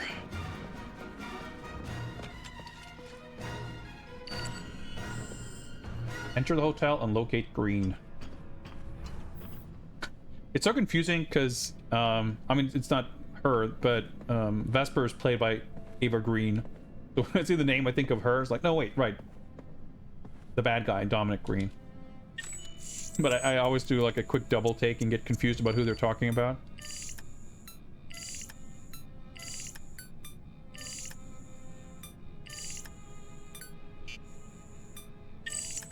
Trick arrows.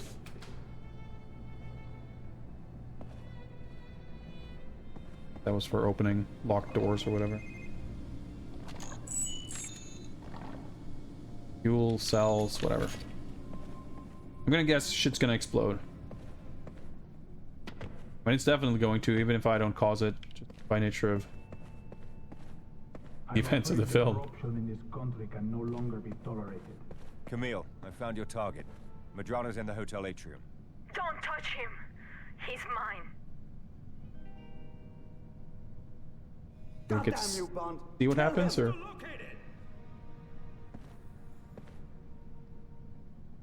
gonna bust through here? Yeah, there we go.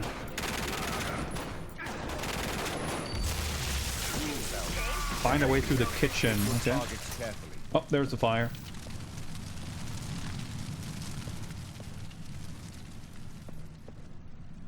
Double back roll. I missed it. No. I'm just assuming. Oh, there's an extinguisher. Actually using a fire extinguisher to extinguish fire? That's extremely novel.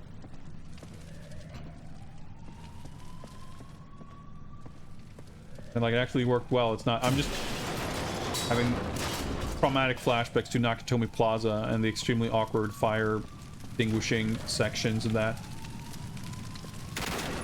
As I say, I thought I saw some dudes popping up. Let's stop to have a firefight in the middle of this raging inferno. Why not? See, I think I saw something that I could explode. Oh yeah, this is gonna reload real fucking stuff.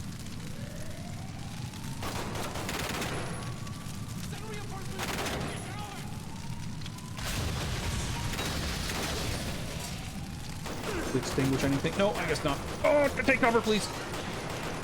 I like that I'm in a room that's on fire, leaning up against a. Not only is this made of steel, but it's like actually like on fire.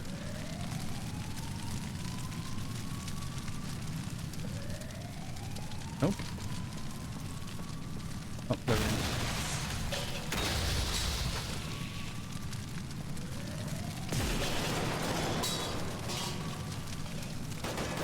Yeah, I was gonna say, kind of makes no sense, but I still expect a bunch of enemies to flood in.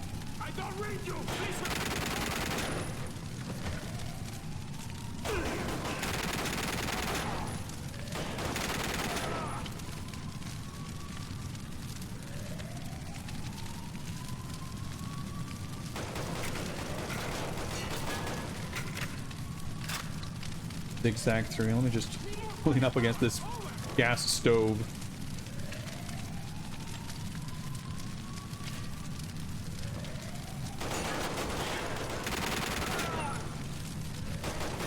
Sorry, this gas stove that is on fire. I'm in fire.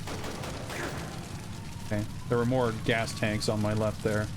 Can I blow up the fire? Alright, that's my best bet right now. Or you just walk through here, I guess, where there is no fire. That might be a better idea. But you never know. Worth a shot.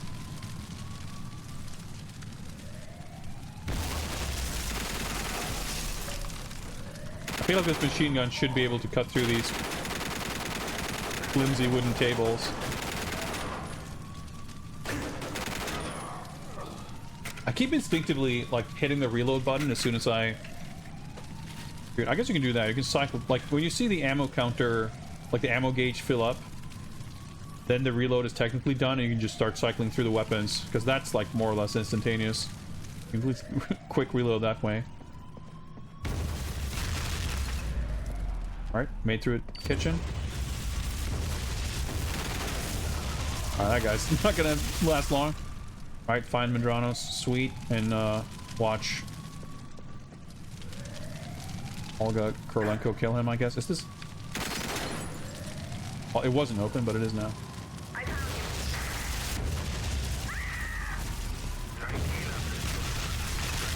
Does it help? I forget how this plays out in the movie, actually. Camille! Camille!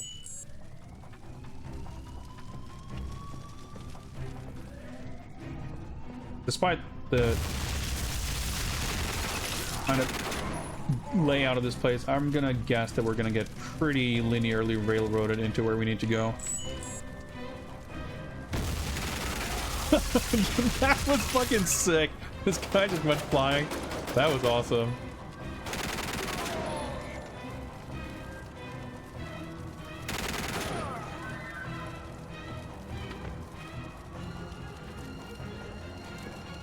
Now we're not going in there. I was expecting this long, tedious, open level, but it's actually been the same look of fear that your mother's did. pretty good. Don't you speak her name?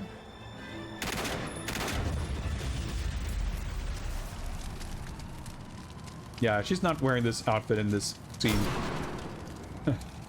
But hey, I'm glad they made the effort of like putting her in this, like the more iconic outfit. I can't believe To at least have that in the game. I'm going off the green. Get out.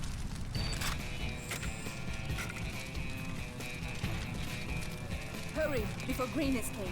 Okay. I wanted to look at her, but okay. Busy staring at her. Job well done. Bond music. What's up, Taco? Don't remember the M60 scene. This game has some fun weapons. I mean, it's the kind of... Get one of these? It's been a while. Kind of flourishes that doesn't, you know... Doesn't really betray the atmosphere of the film or anything. Big ass super magnum revolver is made. I was gonna say maybe my favorite weapon in terms of attitude, but it's not the most effective. Actually, the shotgun's just my favorite all around. This should be his problem. Take care of him now. It's like a very weird, awkward cover here. Oh, okay, we're at maximum flankage. Oh, hello.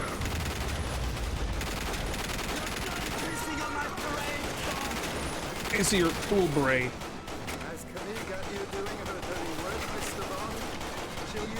Oh, I think that's Green talking to us. Sounded like his voice. I'm being shot at from all these directions. I'm stuck. Oh, shit. I wanted to melee him, but I accidentally shot him to death first.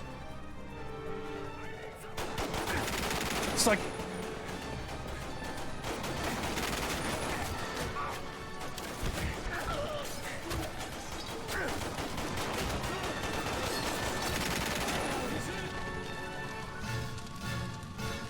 like actually exciting and like tense.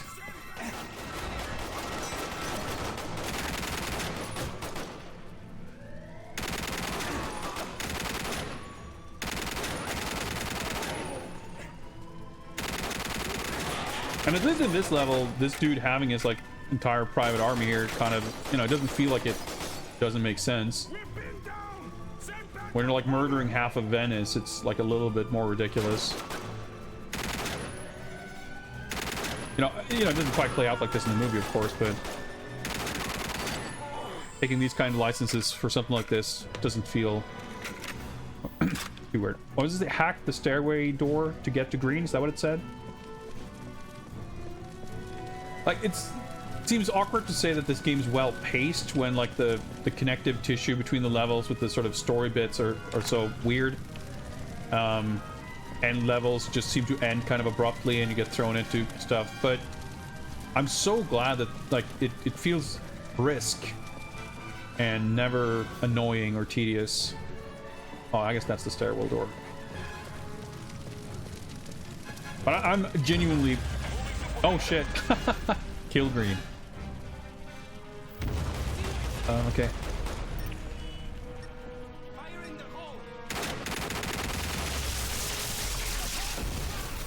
Puzzle boss? I'm genuinely stunned at how much better this game got in like the second half. It's like unbelievable.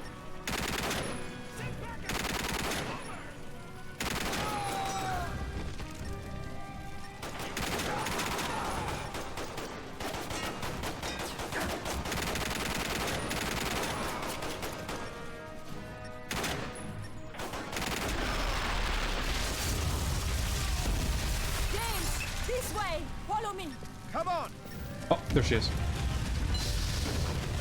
I'm trying to jump over. Okay, go up this way. Down here somewhere? Oh wait, there's a timer.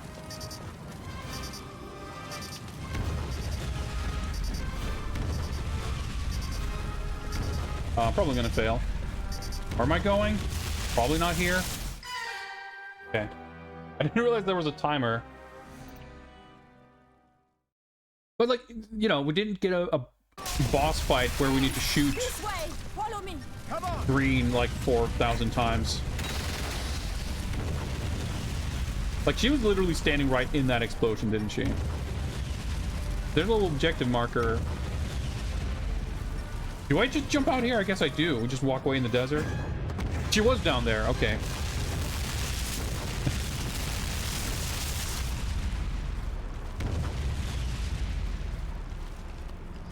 Oh yeah, I guess we don't like torture him to death with motor oil or whatever, like in the movie. We just exploded him. But that's alright. Are you alright? Medrano's finally dead, and I keep thinking. It's over for you, but not for me. Explosions just keep going.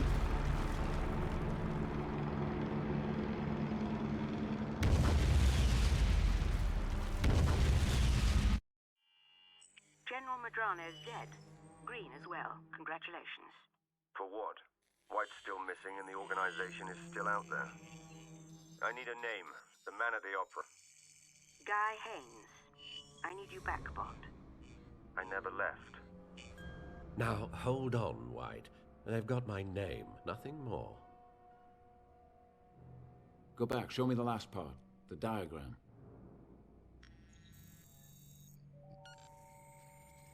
This in the movie? I don't remember this. I'm going inside. We need Haynes alive. Remember that.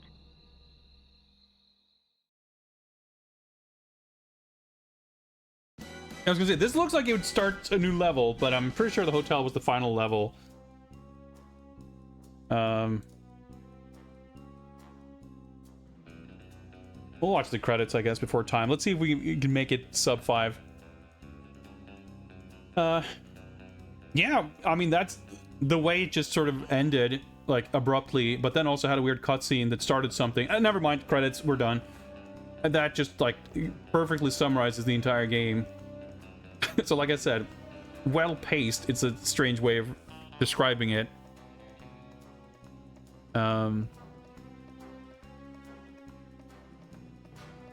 But, yeah, like, it's not boring. Like, even the first half of the game that I didn't much like, I wasn't that keen on describing it as boring, just kind of dull and uninteresting. But man, what a like perfect place to stop playing last time, because literally every level we played last time was like completely forgettable, and like every single level today was like actually pretty sick and had like good combat and like fun little set piece. I mean, it's still weird how like some key moments were just skipped over, But as far as like what was actually in the game, like they were all good levels. Achievements give you gamer score. That's it. And we should take a look at the achievement list. Just gonna see what we got. I mean, it felt like we got more achievements over the course of this stream than last time, but I'm sure a lot of it was just accumulating enough you know, kills or door hacking or mobile phones or whatever. So naturally, like that, you accumulate more of them by the time you get to the end of the game. This still feels very much like kind of throwaway, and it's not, certainly not the most memorable Bond game. But once the levels started like actually leveraging the mechanics of having the enemy, you know, enemies flanking you and just having combat scenarios in less like linear hallways or whatever. But even then, like the train is the maximum linear hallway level, and that was still an awesome level. But some of the earlier levels, I remember feeling like a little disoriented almost. Like I didn't get lost, but I didn't feel like I understood exactly where to go or why. Like it just felt a little aimless. And combat was like, I could not always tell where enemies even were, but I just had to look around for them. It was just like a little, yeah, aimless, I guess is the word for it. But then once the level designs actually provided good like combat scenarios,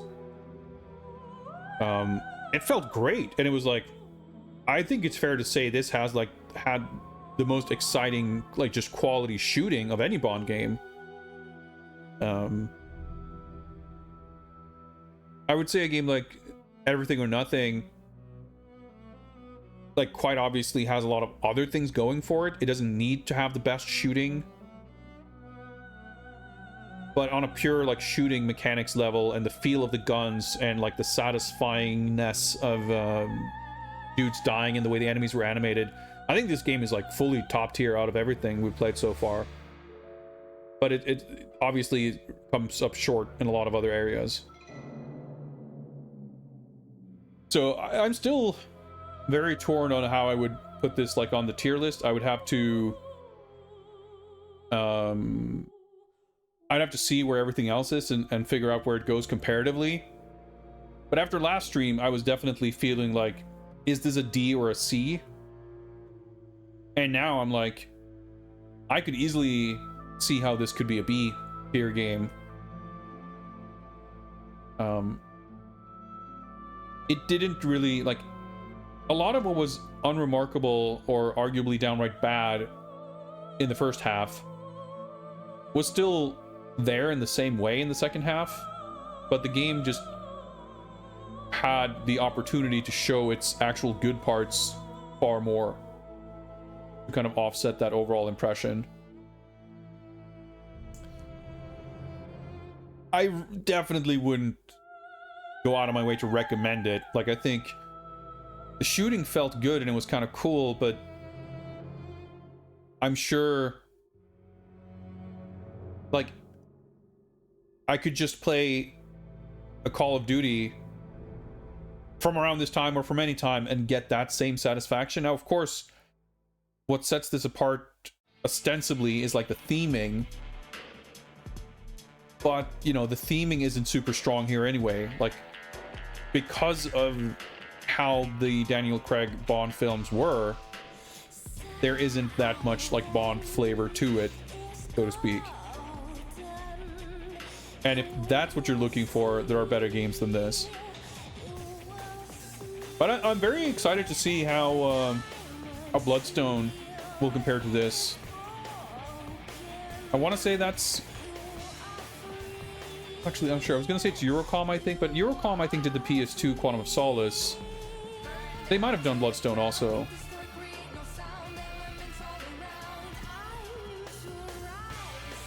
Theme song, which is interesting. Not the theme song from Quantum of Solace, but it's like an actual Bond theme song, which like it had a proper Bond opening credits too. Like, this game does a few things quite correctly. I'm just really happy that I can leave this game with a far more positive impression than I had halfway through. Because I was quite excited to play this, and then I felt very quickly that I was kind of, my expectations were betrayed a little bit. Like, I just thought the game would deliver more than it did. And then towards the end, like in the second half, it started definitely delivering more of what I would have expected. I mean, frankly, if it was like this the entire time, I probably would still have been somewhat underwhelmed. But just because the first half was so kind of underwhelming, the improvements in the second half stood out very harshly, relatively. So it wasn't really that it was like super incredible. It just certainly elevated itself to a level of decency that I wasn't expecting. Now we're actually quite short on time, and I actually have some things I need to do tonight that mean I can't really stick around. So I'm wondering if maybe we might actually pop back in real quick in this game on Saturday for a little bit of a post bonus kind of thing. Because I do actually want to look. You unlock these weird little Q branch laboratory rooms with concept art and stuff, which I think is cool, but we won't have time to look at that tonight. If there are like bots or anything, like if we can mess around to any degree whatsoever with the multiplayer, like I would be interested in looking at that too. As well as, of course, the spreadsheet and the tier list and all that stuff. So I think we might actually have to come back to that on Saturday, which I don't mind doing if we're still doing a Games Bond stream and start with the PS2 version. We'll just do all of that as part of the kind of pre-stream for that game. Oh, I can actually like fast forward this. I just wanted to like touch the right stick to disable the screensaver. But, having said that, I will need to do a little bit of research and testing in between now and then to figure out the best way or how to really play the PS2 game. Because I have a few methods potentially of playing it on real hardware despite not having a disc copy. And if that doesn't work out, I guess we'll do it on emulator. But I need to check that out before Saturday. But I guess I'll just do that.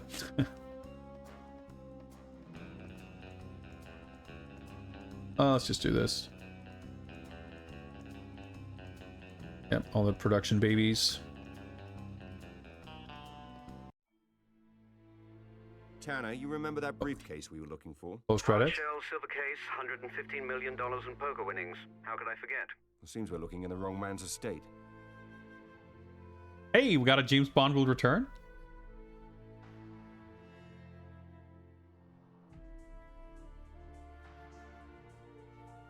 That's good. Good. That's time. All right. So we'll do this. Or not scenes, but play inputs. Fine. And we shall just look at the spreadsheet super quick. If I can find it here.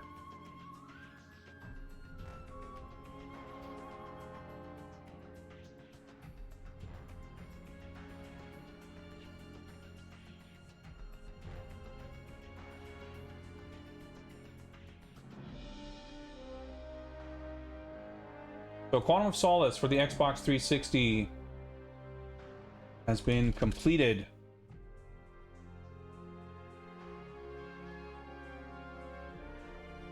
In 5:04:42. Completed the game on Field Agent difficulty, I think it's what it's called. Field Operative or something like that. There are some at MI6 who think I can't trust you. I'm gonna turn off my 360. Playing a bunch of audio I didn't ask for. That means this one is green.